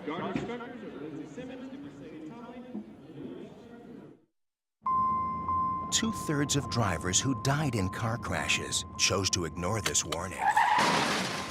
Seatbelts save lives. Drive safe, Alabama. A message from your Alabama Department of Transportation. So you got caught speeding, but this time you got more than a ticket. What are you in for? Vehicular homicide. Stop speeding before speeding stops you. Drive safe, Alabama. A message from your Alabama Department of Transportation. I'm Diane Bentley, Alabama's First Lady. Over 15 million children are exposed to domestic violence each year, and 10% of high school students are victims of dating abuse. Whether you are experiencing abuse or you think you know someone who is, it's time to speak out. The Alabama Coalition Against Domestic Violence can answer questions about safe dating behavior, as well as provide shelter to those fleeing violent homes. Call 1-800-650-6522 for help and a way out. You might want to take a few notes as you ride along with us this week, and if you can't find your pen, we'll ask the pen maker to make you one. You'll need to pack a little food for the journey, so we'll check out what's cooking in Rainbow City. We'll swing open the vault and show you how to keep up, even if you have to build your own bicycle.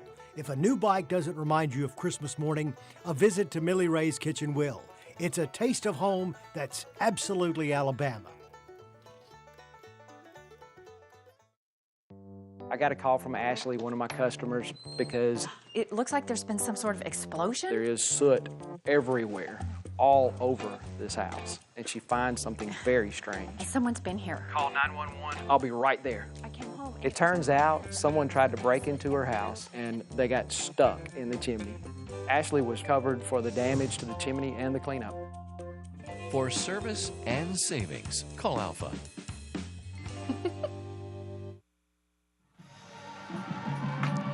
You're listening to Saraland's high school marching band. The Spartans lead 20-3 inside Spartan Stadium in Saraland High School.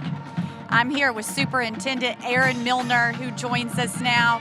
You guys, the growth you guys have experienced in your school system ever since you guys created a school system 5 years ago. What is the reason for your quick success? We have a great recipe here in Saraland, that we have an outstanding city council and mayor, outstanding school board that allows our administrators to do their job and the superintendent to do my job. And when you put all those things together with great parents, great students, and all of that comes together, you're able to have experiences like the one we're having tonight here at Spartan Stadium. What are some of the challenges in dealing with this growth? The school board president said the high school is busting out. It seems it's only been open for 5 years. Well, the challenges, as Mr. Silver alluded to, are student population, classroom size, but then we also want to offer the best to our students. So we're looking at more electives to add. That dictates hiring more teachers, and we have to have space for those electives. We're wanting to expand our opportunities in career and technical education. We want our students to be college and career ready when they leave Saraland High School. We're doing a great job with that now. Our teachers are fantastic, but we want to do an even better job in the future. Well, you guys are certainly doing that. The principal of Saraland High School, Miss Beverly Spondike, is joining us now. Tell us, how has this week been for your students and your football team preparing for such a big game? It's been very exciting for sure. In addition to having the ball game tonight, it was Red Ribbon Week. And so the students each day have celebrated and tried to do anti-bullying, anti-drug, from wearing t-shirts to signing pledge cards. And many of those have been involved in that as well. But the signs that have been placed in the hall by the cheerleaders and just the enthusiasm has been incredible. We had a pep rally today that to really send off the team and let them know we're behind them. Couldn't be more proud of band, color guard, our cheerleaders and football team, and most importantly, our entire student body. Our teachers are on board with it, and I'm sure every one of them is here tonight too.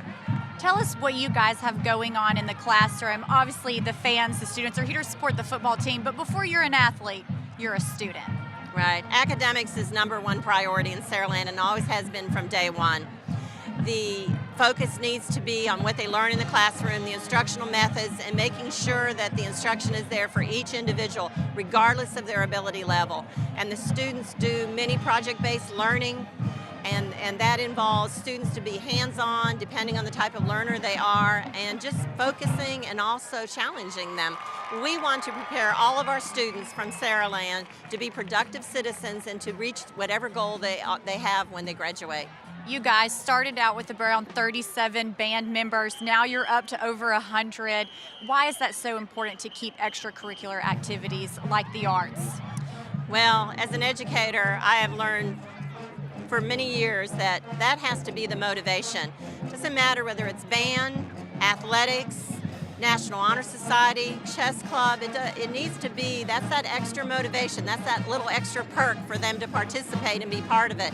And to be part of a group and their social is very important as well. We're also trying to provide that they will be able to socialize when they graduate. And so the activities that we offer here in the extracurricular challenge them and they meet new people, and also they're there to support one another. So it's been great. We literally started out with no clubs at all, and we have just about, I think, every club and activity that's available now. Well, we'll definitely want to listen to more of the band that has grown so much. Here's some more from Saraland's marching band.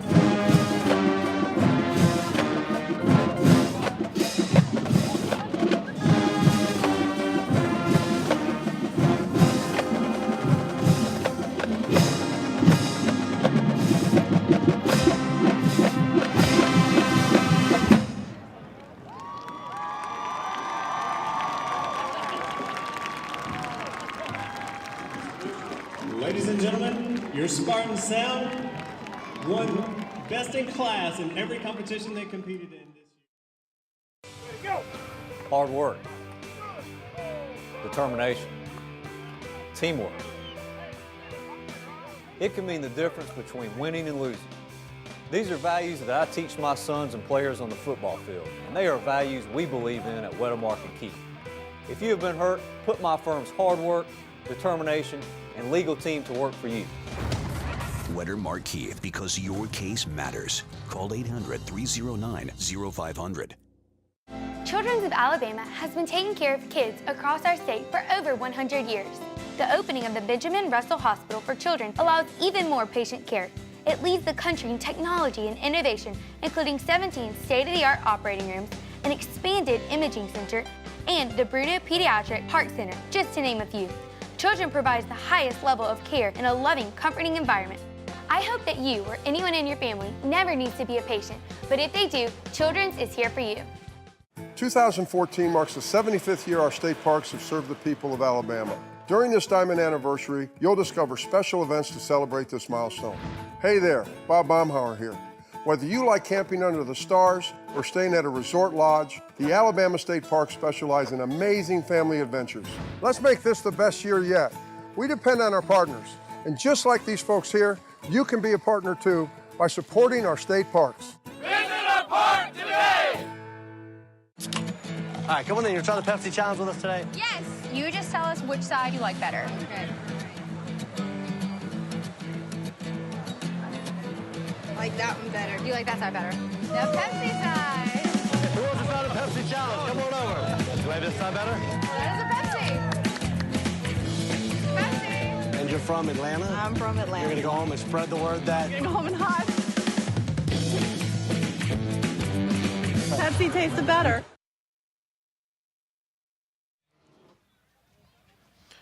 Welcome back to halftime, where the Saraland Spartans lead 20-3 over Blount Leopards. I'm here with Kim Canarva. Listen, we are right here on Raycom, exclusive coverage, Super 7 playoffs, December 3rd, 4th, and 5th. This is exciting time for all the football teams, not only them, but their fans and family. Well, you've had the opportunity to travel around the state and watch. We have such a great tradition of football, high school football in the state of Alabama, and nothing showcases our student athletes better than the Super 7 coming up in December. You'll see some great football games, a lot of talent on and off the field, really good kids. And you guys can check out that schedule right here on pathtotheplayoffs.com. We'll have full listings of games where you can watch those on your local Raycom station. So everything is right there that you need to know. Pathtotheplayoffs.com. Not to mention, if you're not near a TV when your favorite team is playing, you can watch it right there online. We stream the games live right there online. We're looking forward to it. It's going to be here before we know it. A few more weeks of playoffs, and then we'll be off to Auburn. So make sure you watch us exclusively on your Raycom station. Now we'll turn it back up to Mike and Graham with stats. And all right, ladies, thank you. Pretty exciting. We know we've got playoffs just around the corner next week, and they will culminate with the championships, the Super 7. Yeah, we've added one this year. Yep. And that'll be at Auburn at Jordan-Hare Stadium. First half, I don't know that Saraland is going to say it was a perfect first half because they had some turnovers. Right. But they made the most of the Blount turnover. They did, and there's a nice run here to set up the touchdown, and then the quarterback keeping it, Weaver going in for another score, and then a nice long throw here, big play to get their second score. As Velus Jones makes a nice catch, stays on his feet, stays in bounds, gets the play, and here's the fake punt. Another big play in the first half for a first down for Saraland. They had everything going right there for a while. Until that. A turnover, they were down near a score again. And then another turnover here on the punt. Big lick right there. The ball squirts down the field, gives Blount field position. I think they came out of this drive with a field goal to get their only points of the first half. And there's that field goal right there. 40 yards. 40 yards. Demetrius Vaughn. Then Saraland comes back, a nice completion here. That was on a third down play and didn't quite get a first down, but a big play nonetheless. And then here's their final score of the first half. The attempted onside kick right there just didn't quite have enough juice. And we talked about it. If they pick it up and run right there, they might get a play. But here's A.J. Wright on the speed sweep. A nice play right here for Blount. They got the ball moving. They had a 10-play drive. 5.5 minutes off the clock. And then you see right there the fourth down play stuffed by Saraland, so no points. The bottom two numbers, especially the one on the left column, that's the key right now. Blount played deep in Saraland territory. A couple of penalties ended threats. Well, in both teams, you look at it, 65 yards of penalties for Blount, 55 yards for Saraland. And we were talking about this during the break. At this point in the season, you really shouldn't be having that many penalty yards in a football game. And, the turnovers, both teams had a couple turnovers, but Saraland's Coach Kelly was really unhappy with his 2 turnovers and said they got to clean that up. But there's a lot of things need to be cleaned up in the game. But so far, a good game for Saraland. And remember, Blount was down 22-0 last week, so this game is far from over. We'll talk about that when we come back. We'll also have the second half kickoff. Saraland on top. We'll be back.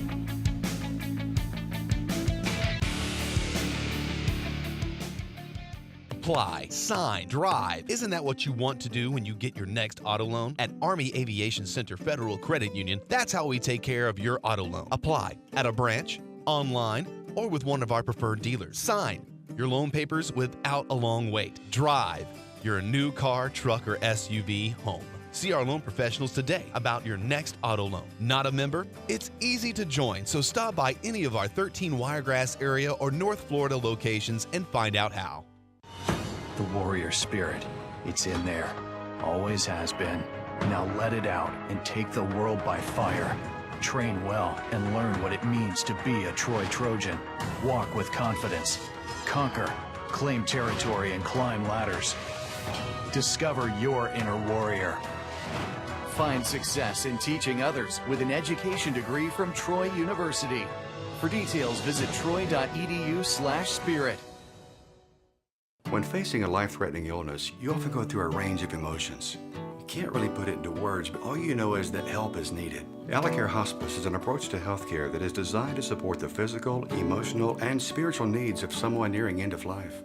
Alacare Hospice is fully covered by Medicare and most private insurance policies, and it allows you to stay in the best place possible, your own home. Ask your doctor about the care that Alacare Home Health and Hospice provides.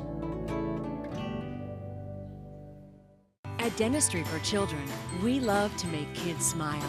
Dr. Julia Schreiber and Dr. Benjamin Cumbus specialize in pediatric dentistry, treating infants, children, and patients with special needs. You can trust Dentistry for Children to provide the highest quality care for children of all ages. Beautiful smiles begin at Dentistry for Children. Call today to make your appointment with our professional caring staff. Dentistry for Children in Montgomery and Wetumpka, proudly making kids smile for over 30 years. We have had an exciting season of Thursday night touchdowns, and a big part of that has been the Alabama Army National Guard. We have been so proud to have them as our closed caption sponsor. Did you know that you can serve in the National Guard, complete your college education, receive education benefits while you're doing it? You can learn more. Go online, www.nationalguard/al.com. And I want to go ahead and say this, and I think I speak for everybody. We are so thankful for all of our sponsors who have made this first season of Thursday night touchdowns very special. We appreciate everybody who's been involved, and we look forward to working with them again next year. No doubt about it. This has been a great year, and we really appreciate our sponsors. Without sponsors, we wouldn't be able to do this. And we've had a great time this year and some great sponsors, and we really appreciate that. We've had steady sponsors all year long. They've been on every broadcast, and then we've had some local flavor added to these broadcasts, and that's been nice to see as well. Saraland will have the football to start the second half, and I have no doubt that Jeff Kelly, the first thing out of his mouth was, "You ain't won nothing yet." Exactly. And that part of that has to do with what Blount did last week. And you talk about something, Graham, that is a turn of events in the first half. After the first quarter, the last 14 minutes of clock play, Blount ran 22 plays. Saraland only ran 7. And that's a complete reversal of what it was in the first quarter. Turnovers, though, a killer. They didn't help Saraland either, but it seems as though, and I think this is pretty true, am I correct? All 20 points, 14 of those points coming off of results of turnovers. And look at the burst of speed. One man to beat. That's the kicker, but it is Vaughn. And he will make the tackle. Odd Williams.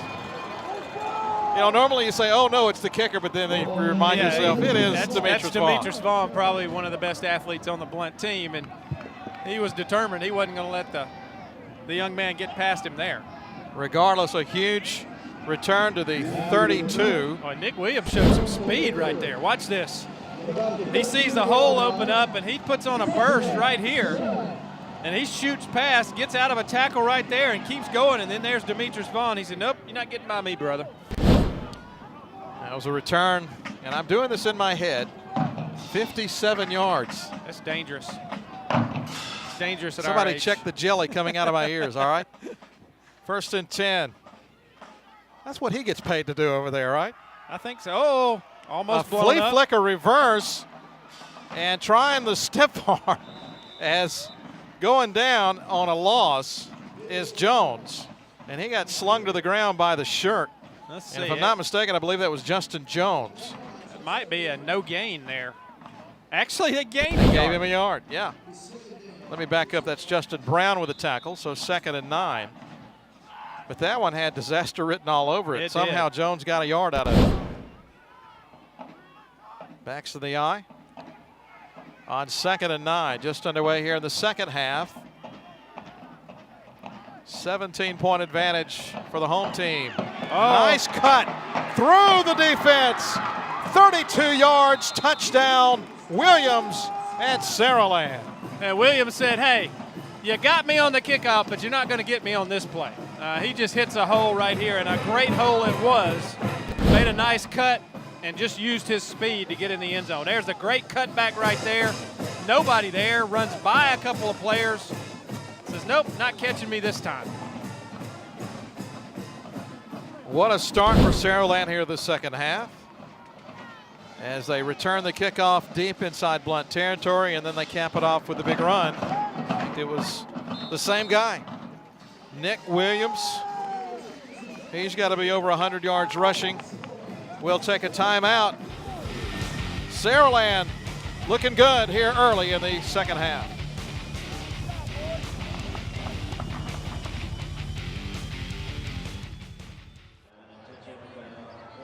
Derek, what's with the scrubs? She's going for it. It's gonna work. She's going for the burger.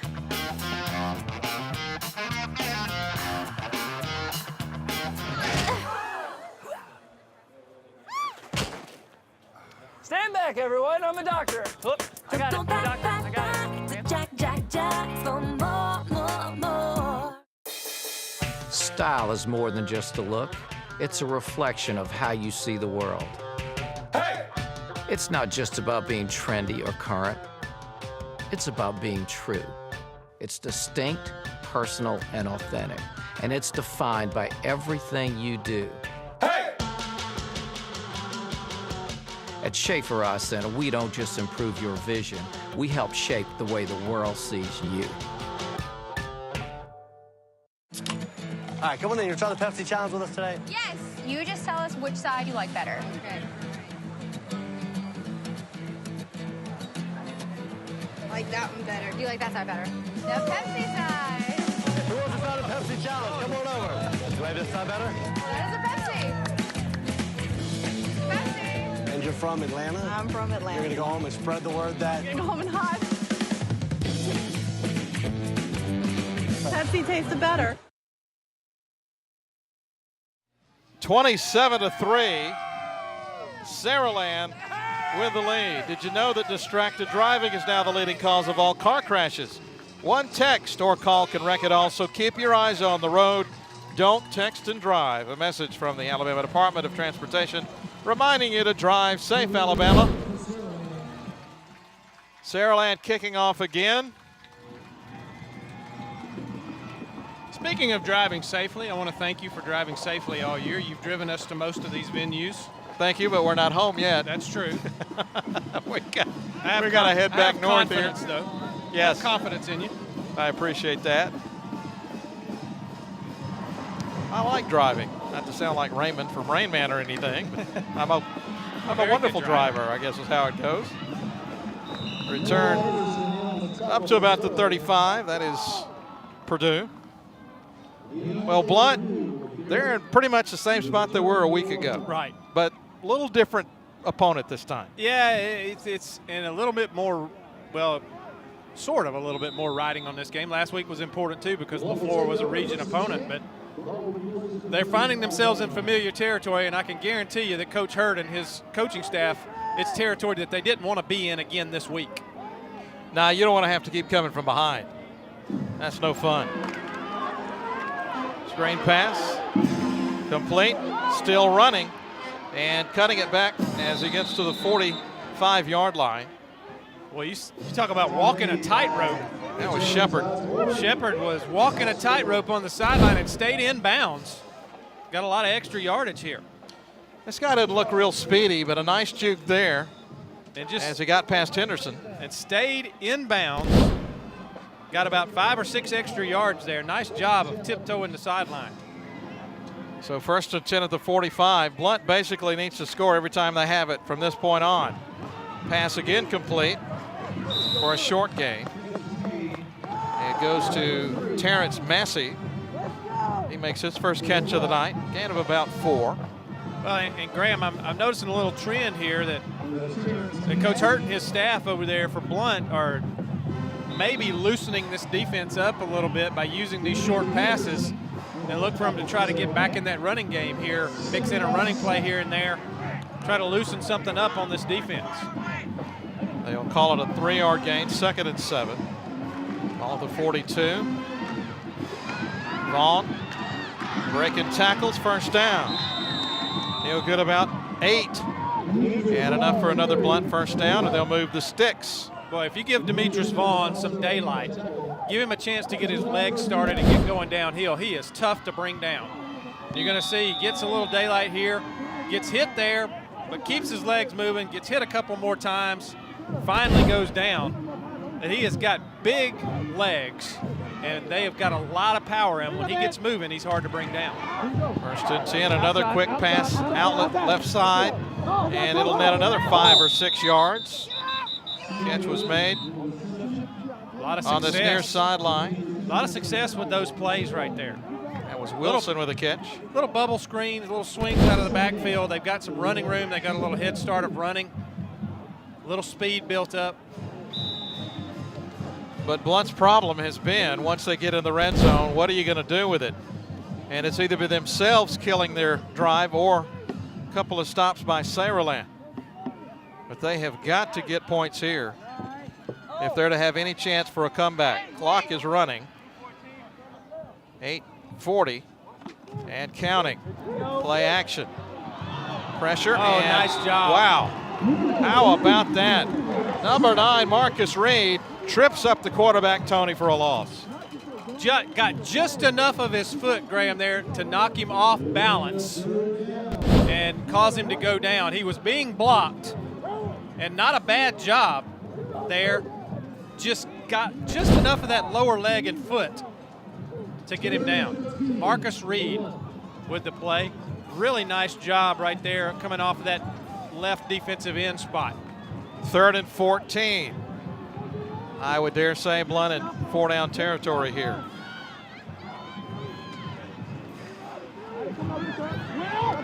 Pass over the middle, intercepted. And a lot of green. But he lost his footing. He did. And it's going down after the interception, number 25, Billy Powell. And another turnover ends a Blount drive.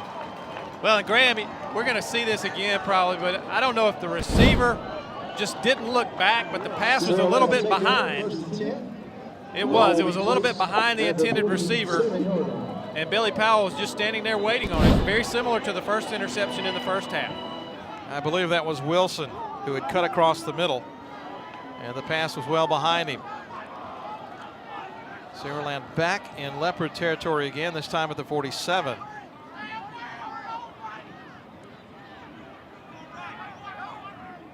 Weaver changes the play, and he'll throw. They'll try the fade, and it's caught. Out of bounds inside the 15. That is Jones again, and he is marked out at right at the 15. Another 1st down, another big play. Well, you ever heard of going for the jugular? Well, when it clicks, it clicks. And Velus Jones showing us he is a pretty legit receiver on that outside for Saraland. 33 on the play. 1st and 10. And I'm not ready to say you can walk the dog yet, but this could be a big stop here if Blount can make it. Weaver will throw it again, complete again, and stepping out is Williams. And they'll mark him at the 8. It'll be a gain of about 8 yards on the play, so it'll be 2nd and 2.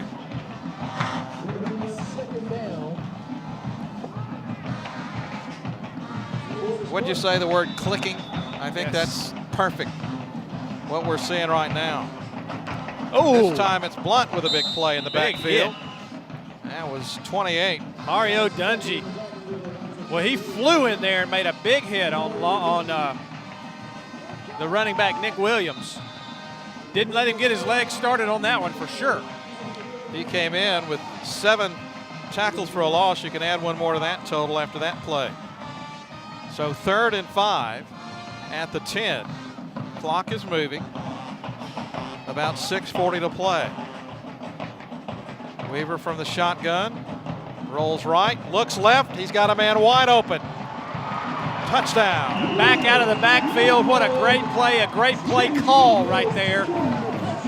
As Jeffrey Gatewood comes out of the backfield, he's in that H-back or that sort of fullback position. He blocked for a count and then released to the outside on that left side. The flow of the defense was going right with the bootleg action from Weaver, and it was an easy throw and catch for a touchdown there. 33-3. Point after coming. And that one is up and good by Cody Everett. 34-3 with 6.5 to play here in the 3rd quarter. One more time. Perfect execution. Absolutely. It gets the flow of the defense going right. The back shows block, then just sort of eases out of the backfield over into the flat. A nice little throwback and catch. Easy score for Saraland right there. Hard play to defend. Well, Coach Kelly said it. He said, you know, Jeffrey Gatewood, he doesn't have a lot of stats. You're not going to hear a lot about him. He's not going to get any mentions for All-State or All-Metro or whatever, but we can't win without him. And there's a big play there by the young man who he's a good size, but he's not one of those that's just going to wow you. Right. He comes in just 5'10", 180. He is a senior. But when you get deep into the playoffs and you know how many films are out there that as you get deeper and deeper, teams know what you do. They look at your tendencies, and if you can sneak a guy out of the backfield like that, something to keep in mind. Exactly. And there was a case there. Cody Everett will kick, by the way, for Saraland. You know, something you said, there's film out there all over the place with so many schools doing webcasts and different things. There's archived broadcasts. You can find a film of a game just about anywhere. Oh, big return. Nice return by Purdue inside Saraland territory, still on his feet, out of bounds near the 30. Well, they've been trying to do that all night. They finally got loose in the middle of the field. You know, they've been kicking to this area on the right hash or the left hash in the first half, outside the numbers, kicking to that area all night. And Blount has been trying all night to get the ball to the middle of the field and get some running room, and they finally did on this return. We'll check it out again. That one a tad deeper than some of the other kickoffs. And a tad farther inside the numbers. So they had more field to cover. Yep. And hence the big return. New quarterback in, and he promptly throws it away. Forrest. And this one may go. And it will. Tyler Sims, the linebacker. I believe he intercepted it right around the 25-yard line. We're going to call it a 75 interception return. Officially, it was 80 yards. 80 yards, all right. And another touchdown for the Spartans. And the route is on.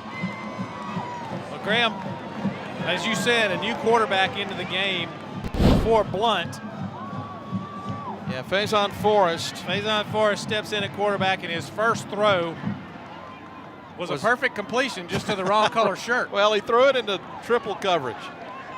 And the linebacker, as you see it again, just stepped right in front of the pass. And he was off to the races. I think I've seen this before several times tonight. Kick is good. Boy, Blount can't even get going on offense without something like that. We'll take a break. We'll come back, talk more about it. Saraland looks like they're on their way to a first-round home date next week.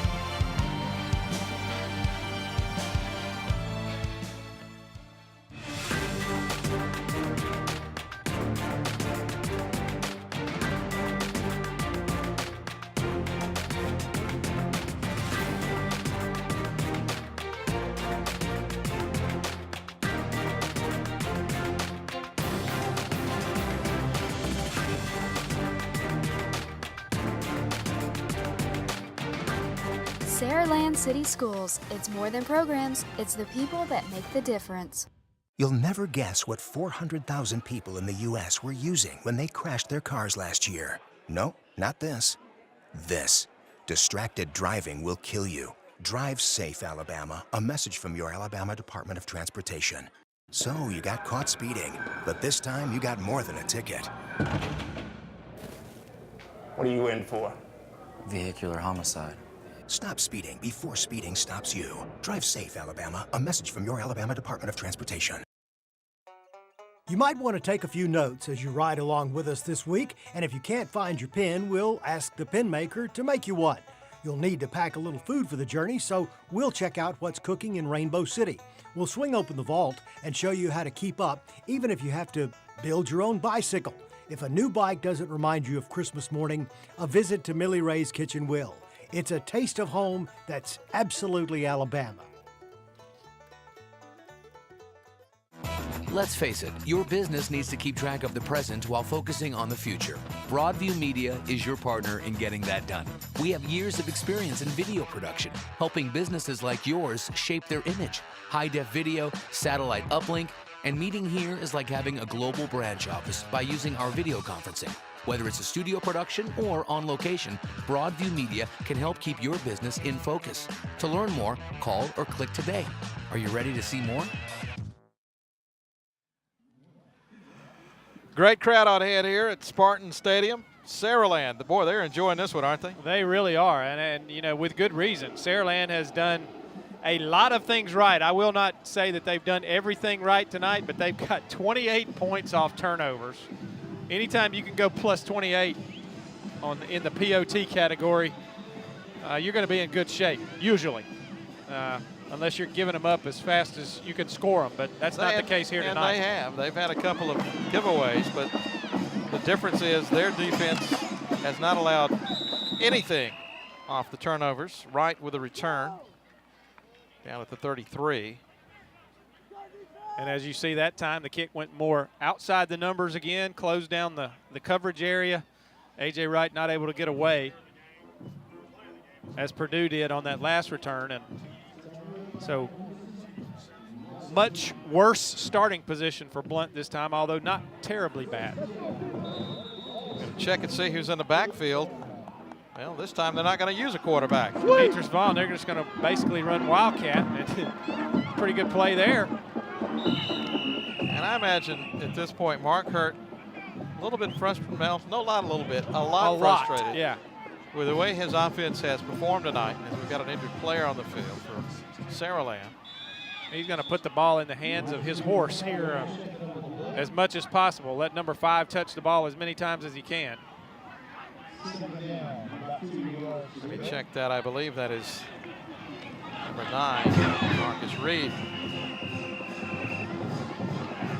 Going off the field, and in the meantime, an incomplete pass by the Leopards. Surprisingly, they let Vaughn throw the ball. Well, he's done everything else tonight. He has done everything else tonight.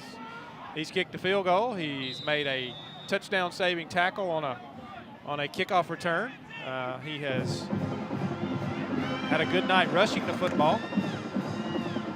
There he goes again. He's had another good play here, another positive play, and he's still running.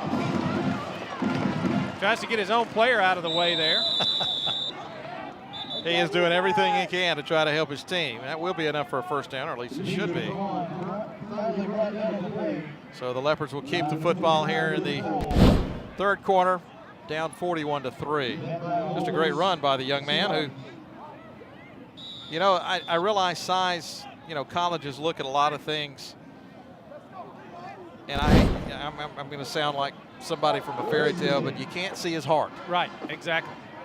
The size of his heart. and how much he means to his football team. That's another thing. And teammates feed off stuff like that. When they see one guy doing it, it becomes contagious. And I dare say that he had to have played a huge role in that comeback last week. No doubt. He's got an injured player. Can't see who that is. I believe that's Josh Brown, the running back, sophomore. And he has some kind of leg injury, and it's obviously painful. Well, Mark Hurt and the Leopards, they'll finish this one out. It's looking more and more like they will be the 4th seed. That means they got to go to Macador. But here's the key, and this is something you got to look at. And we've seen this before. You may go into the playoffs with a 5-5, 6-4 record, finish 4th in your region. But with this region, oh my goodness, your opponents week in and week out just about have prepared you for the second season. No doubt. And this is like you said at the beginning of the broadcast, this is a 9-team region. So you have 8 region games that you have to play during the season. And in this region, those 8 region games are against quality opponents. I mean, look at these people. Spanish Fort, who had the longest winning streak in the state, snapped a couple of weeks ago against Daphne. Daphne, who beat Spanish Fort. Saraland, Blount, Robertsdale has had a lot of success. Baldwin County's been successful at times. Gulf Shores, another of the newer schools that's come on. LaFleur has been successful in many years and has great athletes. And in Citronelle, having a tough year this year, but they've been up there before as well. So this region down here is quite tough, and you're right. It's definitely going to prepare you for the playoffs. I'm not ready to call it the SEC West yet, but you get the point. As that pass is incomplete from Tony, who's back in there at quarterback. Great pressure from Ty Rowland right there as he was in the face of Tony. Got a good hit on him as he released the ball. Here's a great thing about high school football, not only here but in every other state. You earn your way to the playoffs. Oh, yes, absolutely. You don't have to worry about polls. You don't have to worry about who beat who ranked who where. That little Alabama Sports Writers poll that comes out each week, as much as we love it, means zilch. Yeah. I mean, everybody looks at it. Everybody talks about it. It serves a great purpose, and I used to vote on it years ago. But these guys know, hey, it doesn't matter. Tony breaks out of one tackle, but not the second. 45 finishes. That's Ty Rowland. Going to have to give Noah Anderson credit pretty much for that sack right there, as he's the guy that got him all off balance and tripped up. And there was a flag, I believe, or was there? No, it should have been, because you saw Anderson putting his jersey back on after it was about torn off of him. He almost got tackled on that play. So another punting situation for Blount, 4th and 16. As Vaughn is deep. They'll get rid of it, and they'll let this, well, it won't roll much. That's a nice wedge shot. Yeah, I wish I could get a golf ball to do that. I think you can. Sometime. Take a football out there. Yeah, that's true. It'll be first down at the 37 for Saraland, and we might see some substitutions here.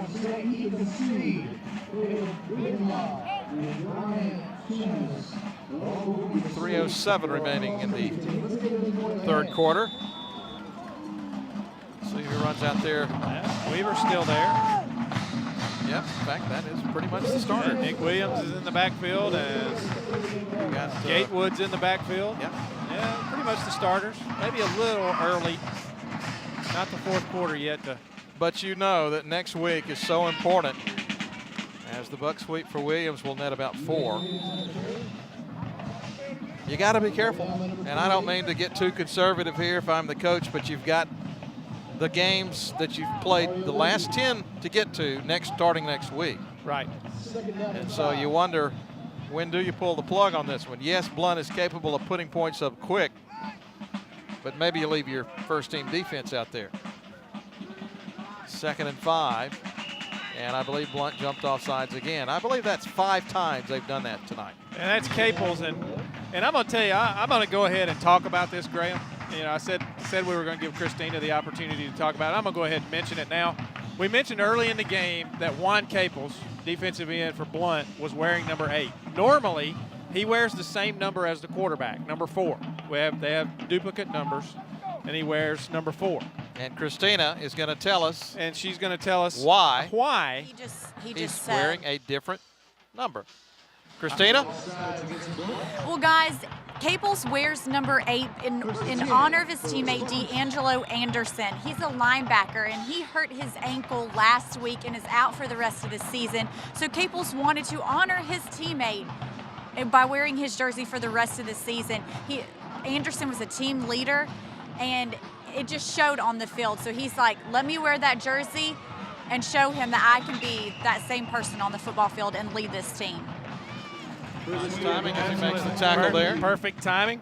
And I didn't steal all the thunder because I never got around to saying whose jersey he was wearing. So, but he did switch numbers this week, and I thought it was a great thing when Coach Holcomb, the defensive coordinator, talked to him this morning, and he told me about this and wanted to make sure we knew that he was switching numbers. And what a great thing to do for your teammate. As D'Angelo Anderson went down with a broken ankle last week, is going to be out for the rest of the time.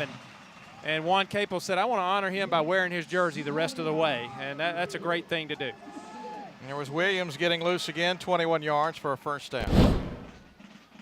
You know, you see that. We talked about the tragedy in Troy with Charles Henderson. Right.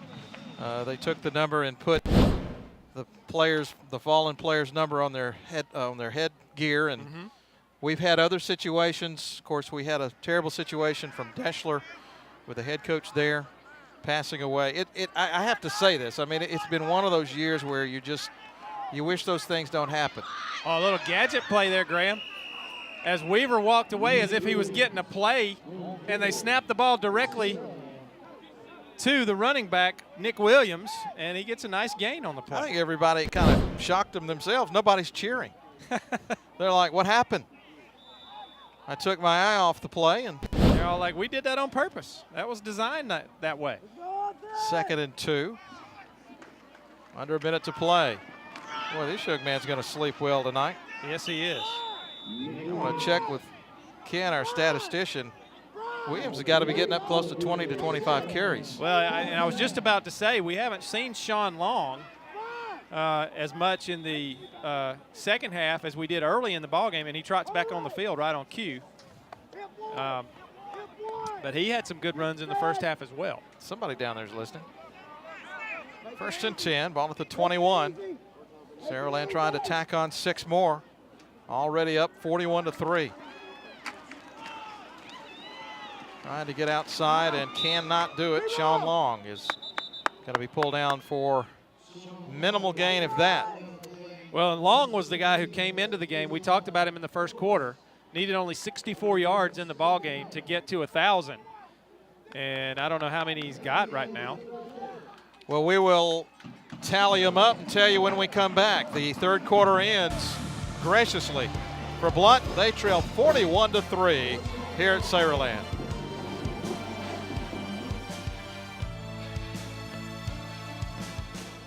Apply, sign, drive. Isn't that what you want to do when you get your next auto loan? At Army Aviation Center Federal Credit Union, that's how we take care of your auto loan. Apply at a branch, online, or with one of our preferred dealers. Sign your loan papers without a long wait. Drive your new car, truck, or SUV home. See our loan professionals today about your next auto loan. Not a member? It's easy to join, so stop by any of our 13 Wiregrass area or North Florida locations and find out how. The warrior spirit, it's in there. Always has been. Now let it out and take the world by fire. Train well and learn what it means to be a Troy Trojan. Walk with confidence. Conquer, claim territory, and climb ladders. Discover your inner warrior. Find success in teaching others with an education degree from Troy University. For details, visit troy.edu/spirit. Not everyone can do what an Alicare nurse can do. It comes from within. You have to have that desire and that passion to help patients. The nurses at Alicare have that passion. And I think that's what makes Alicare unique. We have people that have such a passion for what they do. The staff at Alicare is like family. I wouldn't work anywhere else. We are looking for nurses like you to join us. Call Alicare today.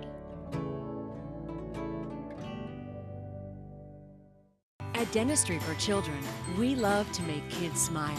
Dr. Julia Schreiber and Dr. Benjamin Cumbus specialize in pediatric dentistry, treating infants, children, and patients with special needs. You can trust Dentistry for Children to provide the highest quality care for children of all ages. Beautiful smiles begin at Dentistry for Children. Call today to make your appointment with our professional caring staff. Dentistry for Children in Montgomery and Wetumpka, proudly making kids smile for over 30 years. We start the fourth quarter basically like the third quarter started. Saraland threatening to score. They've got it 2nd and 9 at the 20. Still the starters out there in this blowout lead. Long again, close to the 10. And we can go ahead and tell you what our play of the game is. And it came in the first quarter. And the Alabama State Parks play of the game. And here's Chris Weaver. He's going to roll right. He's going to plant. He's going to throw. And there is Velus Jones. Catches the pass and goes 54 yards for a touchdown. And that was a quick strike after Saraland had gained possession and added to that lead very quickly in that first quarter. And that is our play of the game. 3rd and a yard. And I don't think he got it. Long goes backwards. Give credit to Christopher. Excuse me, let me back up. Did they give it to him? They gave him a yard, but they're going to say he's short by, well, gave him about a yard. He is inching closer to that. Was, by the way, Madison on the stop. He needs what, about 12 yards, 13? Somewhere around there. And Williams has 38 yards rushing on the night. He's back in the game now. And that gives him basically 751 yards for the season. So that duo is pretty strong. You can't really call it a 1-2 punch, as Weaver will take it himself and get the first down. It's a 1-2-3 punch. Yeah, it is. Because you got to count the quarterback. You got to counter him. You got to count Chris Weaver, because he had almost 500 yards rushing, and he's up over 500 yards, I believe, after his performance tonight, and 10 touchdowns running the football. So you're right, it's a 1-2-3 punch. Does Gus Malzahn get any money for all the schools that are using I tell you what, his... if he could have gotten some way to patent his offense and what he does and get royalties off of it every time somebody runs it, he would be a well-set man financially. You're seeing it used more and more, and with good reason. As a pitch left to Williams inside the 10 to the 5. And there's what you don't want to see, Graham. Well, one of your starting running backs on the ground, apparently injured. And I believe that is Williams. It is.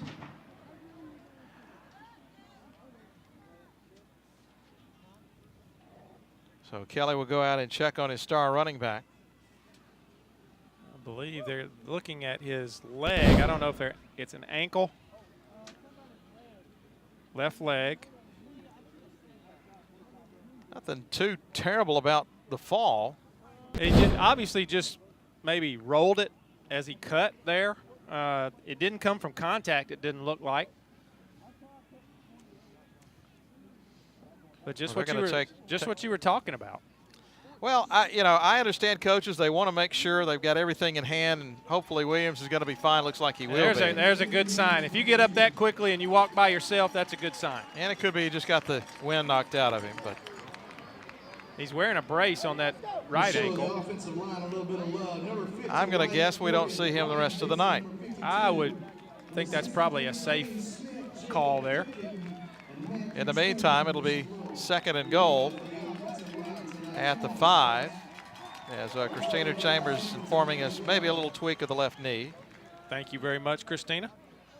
And I'm just all about giving everybody praise tonight, because we've had so many working with us, making these broadcasts possible. But Christina came on after we'd already kind of established everything. The new kid on the block, and she has joined just done right a terrific in. job. Yes. Joined right in. 2nd and goal. Cutting inside, going to the goal, and scoring. Sean Long, touchdown. And And he inches ever closer to that magic 1,000-yard mark. 9:10 to go, 47-3. 994 now, unofficially. Well, he's going to get it. They've got another game next week. Those stats do count on the season totals. Who's that out there pulling? Big number 52. We hadn't talked much about this offensive line, but they've done the job. Have they ever? 52 is Brian Dixon, who I was told by Coach Kelly they use him a lot to pull. Wyatt Morgan. I don't even think I've given this group the names, and we'll do that when we come back because they have played a huge role in this 47-3 lead. We'll be back.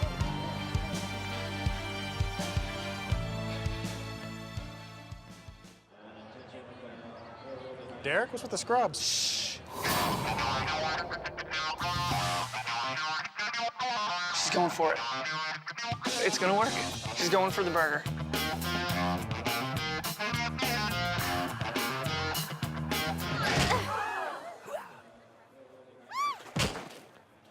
Stand back, everyone. I'm a doctor. Whoop. I got it. I'm a doctor. I got it. Jack for more. Go. Hard work, determination, teamwork. It can mean the difference between winning and losing. These are values that I teach my sons and players on the football field, and they are values we believe in at Wedemark & Keith. If you have been hurt, put my firm's hard work, determination, and legal team to work for you. Wedemark Keith, because your case matters. Call 800-309-0500. Children's of Alabama has been taking care of kids across our state for over 100 years. The opening of the Benjamin Russell Hospital for Children allows even more patient care. It leads the country in technology and innovation, including 17 state-of-the-art operating rooms, an expanded imaging center, and the Bruno Pediatric Heart Center, just to name a few. Children provides the highest level of care in a loving, comforting environment. I hope that you or anyone in your family never needs to be a patient, but if they do, Children's is here for you. This might be our final regular season game, but we've got more coverage of high school football coming up in December. Raycom Media, your exclusive presenter of the Super 7, December 3rd through the 5th. It's at Jordan-Hare Stadium. If you can't be there, you can watch it here on your local Raycom station or go online or on your mobile app. PathToThePlayoffs.com. We're about 5 weeks away from crowning 7 champions. For the first time ever. For the first time in the state of Alabama, that's right. Now, I tell you, Georgia went to something a couple of years ago, Graham, that's unusual. In the lower classifications, they now crown about 10 state champions in Georgia, I believe. Wow. And the reason for that is... as the ball comes out. And who has it? Did Blount get back on it? There's a little bit of a dog pile there.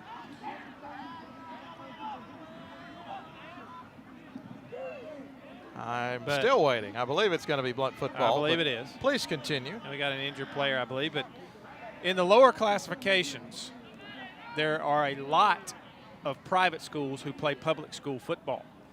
And so what they did, because those private schools have a bit of an unfair advantage because they can recruit and they can draw players from everywhere, and a lot of the smaller schools in 1A and 2A cannot do that. They have to stick with what's in their neighborhood, what's in their community. They created a small school public and private state championship. And the private schools play against the public schools all year, but when they get to the playoffs, they separate, and public schools play public schools, private schools play private schools. And so you've got more state champions being crowned, and you're giving your public schools at the smaller classifications an opportunity to win a state champion where they might not have been able to because they were not at the advantage of some of the private schools. So sounds interesting. Some of the private schools had started to dominate in those lower classifications, and that's why they did it. Pass complete out in the flat.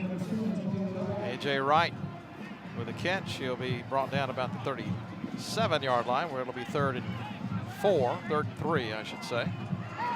Well, I'm not going to ask you who you think is going to win all these state championships. We've seen some several teams. teams. You know, I think of the teams we've seen this year, Florence is a good football team in 6A. They're ranked number 5. They're 9-0. They've got a shot. I believe that Washington County is as good as we've seen in the small schools. Even a team, we were talking about this a little bit on the way up here, even a team like Hackleburg that we saw last week, if they get hot and get the right matchups in the playoffs, they could ease their way into the Super 7. Yeah. So, I mean, of course, we saw some favorites, too. You got Hoover, yeah. And I'd watch out for this team in red. I think so. This is a good football team. Now, I don't mean to ruffle feathers here, but if you win 6A this year, you've really done something. You've done something. You're right. There are some incredibly good teams at the 6A level. As the punt, this one off the side of the foot, but it's going to work in favor of Blount. Be very effective. 30. I see one of the coaches down there from Saraland. He is directing traffic. He said, "Get away from the ball. Move. Go away." But Dad, I want to put my hand on the furnace. It's just calling me. Let's check out our Alabama Army National Guard defender of the game. Let's see. Who might it be? He's had a pretty good day. I think so. Big number 11, Tyler Sims for Saraland. And here's that pick 6. He had 2 picks for the night. That one. And 2 good returns. Yep. The first one very close to a pick 6 as well. So, and now your subs are out there, Graham. And Jack West, a freshman. And probably he has to take a timeout. Yeah, the play clock got awfully low there. Now, what do you want to bet? Jeff Kelly, you're going to walk in and say, I put you guys out here, and you have to call a timeout. Do you want to go back out or not? You know, you start talking to them I can put these other guys back out there. I have a feeling Jeff Kelly's going to have a little fun with this group. Well, he should. They have performed tonight. They have done what a good football team is supposed to do. When they've been given opportunities, they've taken advantage of it. They have.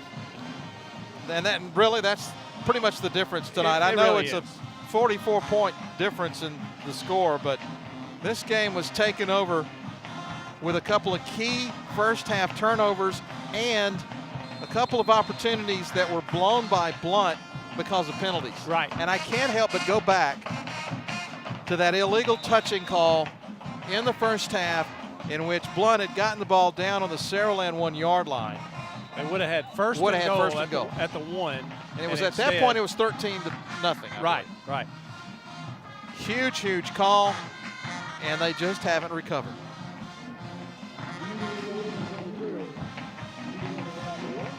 Look out there and check out some of the numbers. 28 is Nate Thomas. Also 24, Dominio Williams, a sophomore running back.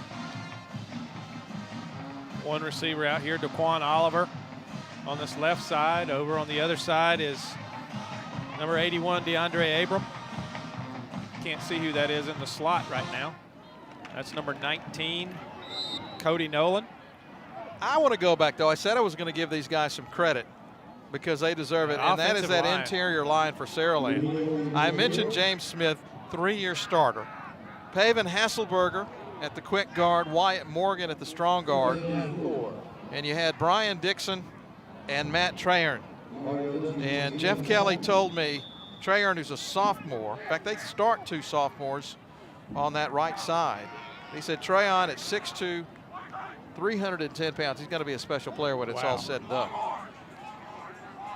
They are running some clock. Wait until the last second to snap it. And a nice pickup. And a first down for Williams. Dominio Williams, that's a nice little burst coming out of the backfield right there. And I'm going to tell you, Graham, I'm looking at this offensive line that's out there now, that second unit. There's some good-sized kids on that line. They made good blocks on that play to spring the youngster, who's a sophomore. So 1st and 10 at the 48. Clock is running. On this left side of the line over here, you got 2 pretty big guys. That John Smith, number 66 at tackle, and right next to him, I believe that is Caleb Prawl at the guard. 2 good-sized guys. nothing doing there. That'll probably step into a starting role next year. And I would be remiss if I didn't mention Blount's got some new players out there as well. Forrest making that stop. You've also got, of course, Jakir Snell. These are some starters, but also some guys who have not played a lot tonight. Well, I want to mention a guy, Graham. I'm looking at him right now. He's playing right defensive end. His name is Cedric Allen.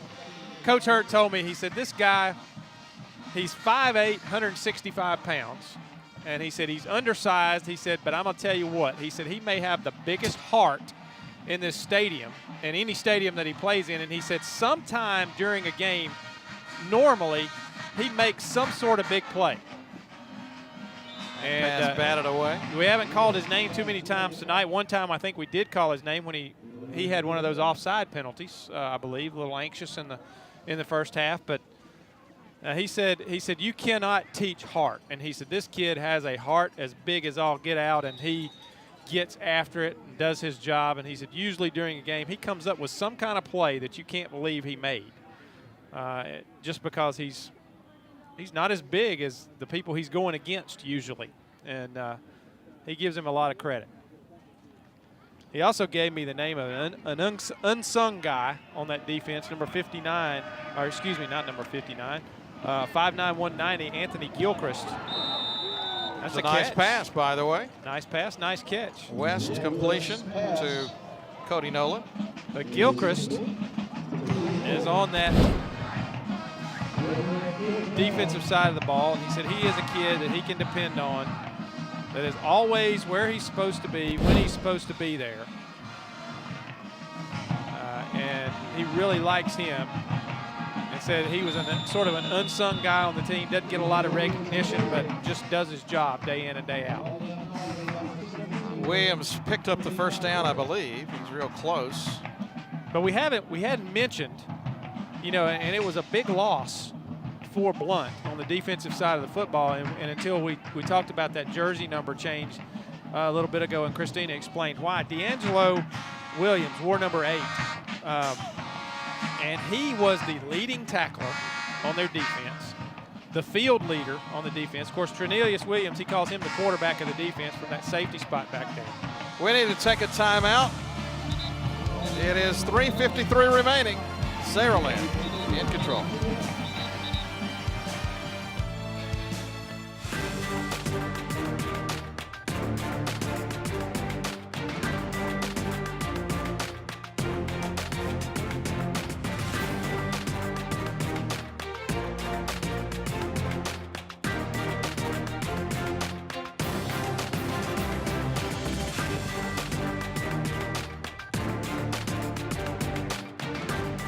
Saraland City Schools. It's more than programs, it's the people that make the difference. I remember the moment. I'll never forget that moment. That changed my life. At that moment, it hit me. This is why I joined the Guard. We're soldiers, always ready to protect our country. But we've also got communities. Family, friends, neighbors who count on us. I couldn't believe it. I just saved a life. Somebody from my hometown. See what it means to be a citizen soldier at NationalGuard.com. 2014 marks the 75th year our state parks have served the people of Alabama. During this diamond anniversary, you'll discover special events to celebrate this milestone. Hey there, Bob Baumhauer here. Whether you like camping under the stars or staying at a resort lodge, the Alabama State Parks specialize in amazing family adventures. Let's make this the best year yet. We depend on our partners. And just like these folks here, you can be a partner too by supporting our state parks. Visit our park today! At Baumhauer's, we're all about great sports, legendary food, and Southern pride. That's why we're serving up all your Southern favorites, like our tangy grilled fish salad, hot Bama brown, and our famous wings. And it wouldn't be the South if it didn't have a little kick, like a homemade gumbo and wild Gulf shrimp and grits. And don't forget our mouthwatering desserts like Bama Nana Pudding or strawberry shortcake. So call the gang and put a little South in your mouth.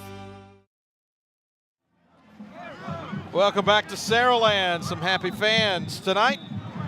Spartan fans, a lot of them already gone home. And with good reason, their team has earned themselves a very impressive victory as the pass is complete to number 10, Fulton Ransom. Actually, let's make that Antonio Wright. We got a couple of duplicate numbers here for the Leopards. Let's see, that is LaShawn Simpson now in at quarterback. All right.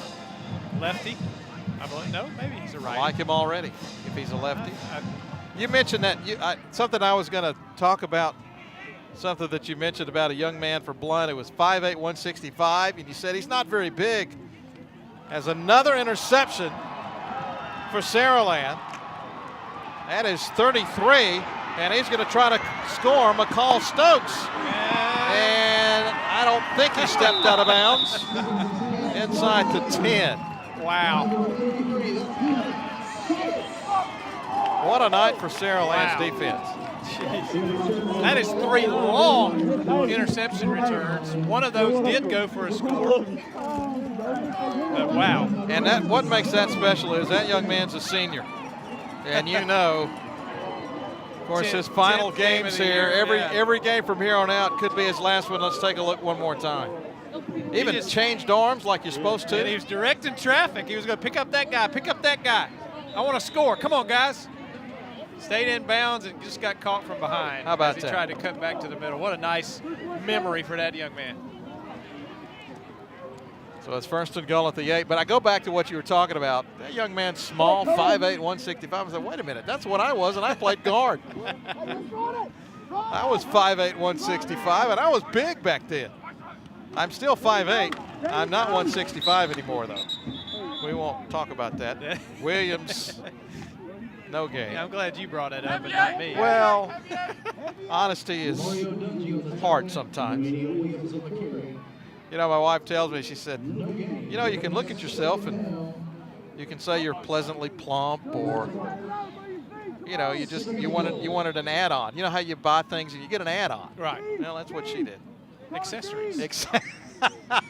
Accessory, I like it. Clock moving 2:25. Boy, it's been an amazing year for us here with Raycom, the Thursday night touchdowns, our first time to do this. And I want to say thank you to everybody with Raycom, with our guys down in the truck. Lee Field has been a super producer. What a great crew we've had this year. We've all gotten along. You know. Well, up until a few minutes ago. Up until a few minutes ago. A lot of great camera guys, and wow, what a job they have done. Ken, our stats guy, he's been at every one of these games except one. He had a commitment early in the year, couldn't be there. And that pass was underthrown, incomplete. Nope, incomplete. But it has been a great year. I'm thankful for the opportunity to have been able to do this. As we see some of our guys on camera now that don't normally get to be on camera. No, they don't. Give them a look. But they have done yeoman's work. We started back in August on a 94-degree day at Crampton Bowl in Montgomery. And it was Crampton Bowl. It was. A lot of cramps going on. You know, it was humid. We did 3 games that weekend. And then we began our quest on Thursday nights, and it has been a blast. And hopefully we'll get a chance to do it again next year, but not before. Hey, we've got championship games to bring you in December, as that kick is up from 24 yards, and it is good for Cody Everett. That's only his 2nd field goal of the year. He had 1 earlier, now 2 for 3. But when you score like this bunch does, you don't have to kick field goals very often. That's true. They spend more of their time getting the ball in the end zone. He spends more of his time trying to kick extra points instead of field goals. And there may be some folks watching Blount saying, hey, why are you kicking a field goal there? The game's in control. But who knows, again, he might have to do that to win a ball game here in the next couple of weeks, so you give him a chance. And just like you said, that's very few opportunities for them to kick field goals this year. They're in field goal range. Give the kid an opportunity to kick one in a game in front of the home crowd. And, you know, I can see both sides there. You know, if I was somebody from Blount, I might be a little bit offended that they tried to add some points to the total there. But, you know, you got to do what's right for your team when you're a coach. Yeah. And I've been in debates with people about that. Should you try to score? Well, you know, he's second, third team guys. They've been practicing just as hard as the first team guys. They want that opportunity to punch it in. Absolutely. And you know, I can remember when I was at Benjamin Russell, on the coaching staff at Benjamin Russell, we're playing in a game like this. We're well ahead. We're playing Dadeville, cross-county rival. And we put a young man in who had not played football before and was either a junior or a senior. Put him in late in the ball game, ran a sweep to him. He breaks it about 60 yards for a touchdown, and everybody's worried that the Dadeville folks were going to be upset with us for scoring again. But we weren't trying to score, but you can't tell a kid not to score a touchdown when he gets in daylight like that. And I go tell him to lay down. Blake Heron with a tackle on right. 1 minute, 14 seconds left. And this one's going to go to the Spartans. We could have said that about an hour and a half ago. Probably so, yeah. It has been that kind of a game. That's one of the things. We've had a lot of blowouts. I'll just go ahead and say it. Yeah, we did. Thursday night games have had some that haven't been close, but I tell you what athletes we have seen. Oh. Good grief, fantastic football players. Every week. Let me tell you, folks, don't underestimate how good high school football is in the state. Absolutely not. It is. I have seen firsthand this year the kind of athletes that are present, and on a given night, you know, and we've seen a couple of games, Graham, just like tonight. Now the score is very lopsided tonight, but that team in white jerseys over there, the Leopards of Blount, they are not a bad football team. No. They have had a bad night, but they are not a bad football team, and they will make some noise in the playoffs, and it could start next week. Last play of the game. And what do you know? We might have a touchdown. Something that Blount has not been able to do all night. They get it on the last play. How about that? How about that? Trajan Pugh. He goes 60 yards. Is there a flag? No, I don't think so. And they will not kick the extra point. So the final, Saraland 50, Blount 9. Congratulations to Jeff Kelly and the Spartans. They are in the second seed in Region 1, Class 6A. That means they'll be at home. And we'll take it down on the field. Hang on, we will wait just a minute. And I believe we might try to get Coach Jeff Kelly here for just a second. And we'll talk about the big victory. But you talk about a complete win, this was it. Oh, it was. You know, they got a score on defense. They took advantage of turnovers. They took advantage of opportunities given to them by mistakes that Blount made. That's what a good football team does. This Saraland team did exactly what a good football team is supposed to do. When the other team gives you opportunities, you take advantage of them, and they did that. Chris Weaver, the quarterback, we talked about him in the onset of the broadcast tonight, just how dangerous he is both throwing the football and with his legs, and he proved to be that true tonight.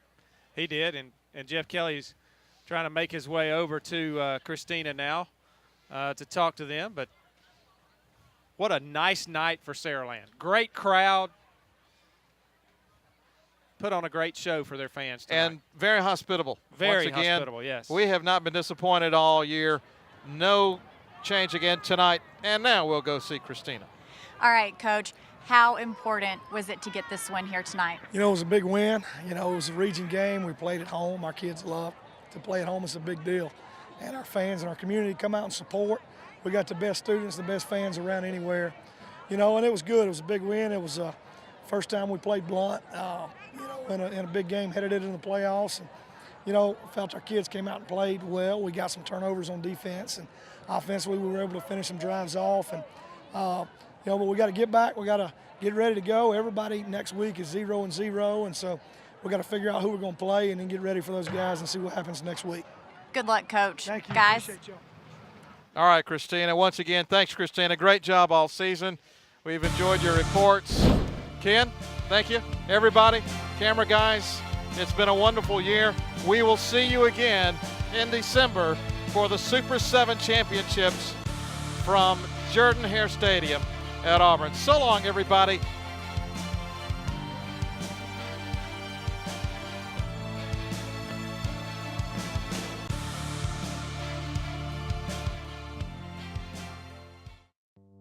got a call from Ashley, one of my customers, because it looks like there's been some sort of explosion. There is soot everywhere, all over this house, and she finds something very strange. Someone's been here. Call 911. I'll be right there. I came home. It turns out someone tried to break into her house, and they got stuck in the chimney.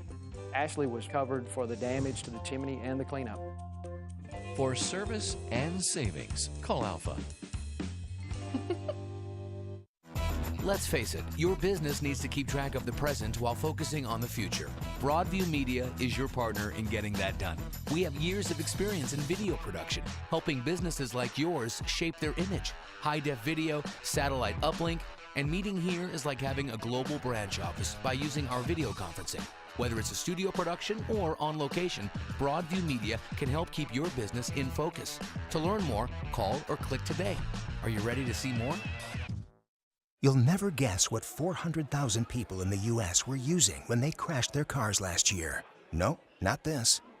This. Distracted driving will kill you. Drive safe, Alabama. A message from your Alabama Department of Transportation. 2/3 of drivers who died in car crashes chose to ignore this warning. Seatbelts save lives. Drive safe, Alabama. A message from your Alabama Department of Transportation. Out of 89 Renaissance hotels in North America, the spa at the Renaissance Hotel in Montgomery was ranked #1 as of August 2014. Out of 358 Marriott hotels, the spa at the Marriott Shoals was ranked #1. 3 other spas on the Robert Trent Jones Golf Trail also rank in the top 7. Clearly, world-class golf and the best spas for 2014 are in Sweet Home, Alabama. Call 800 Marriott to find out more.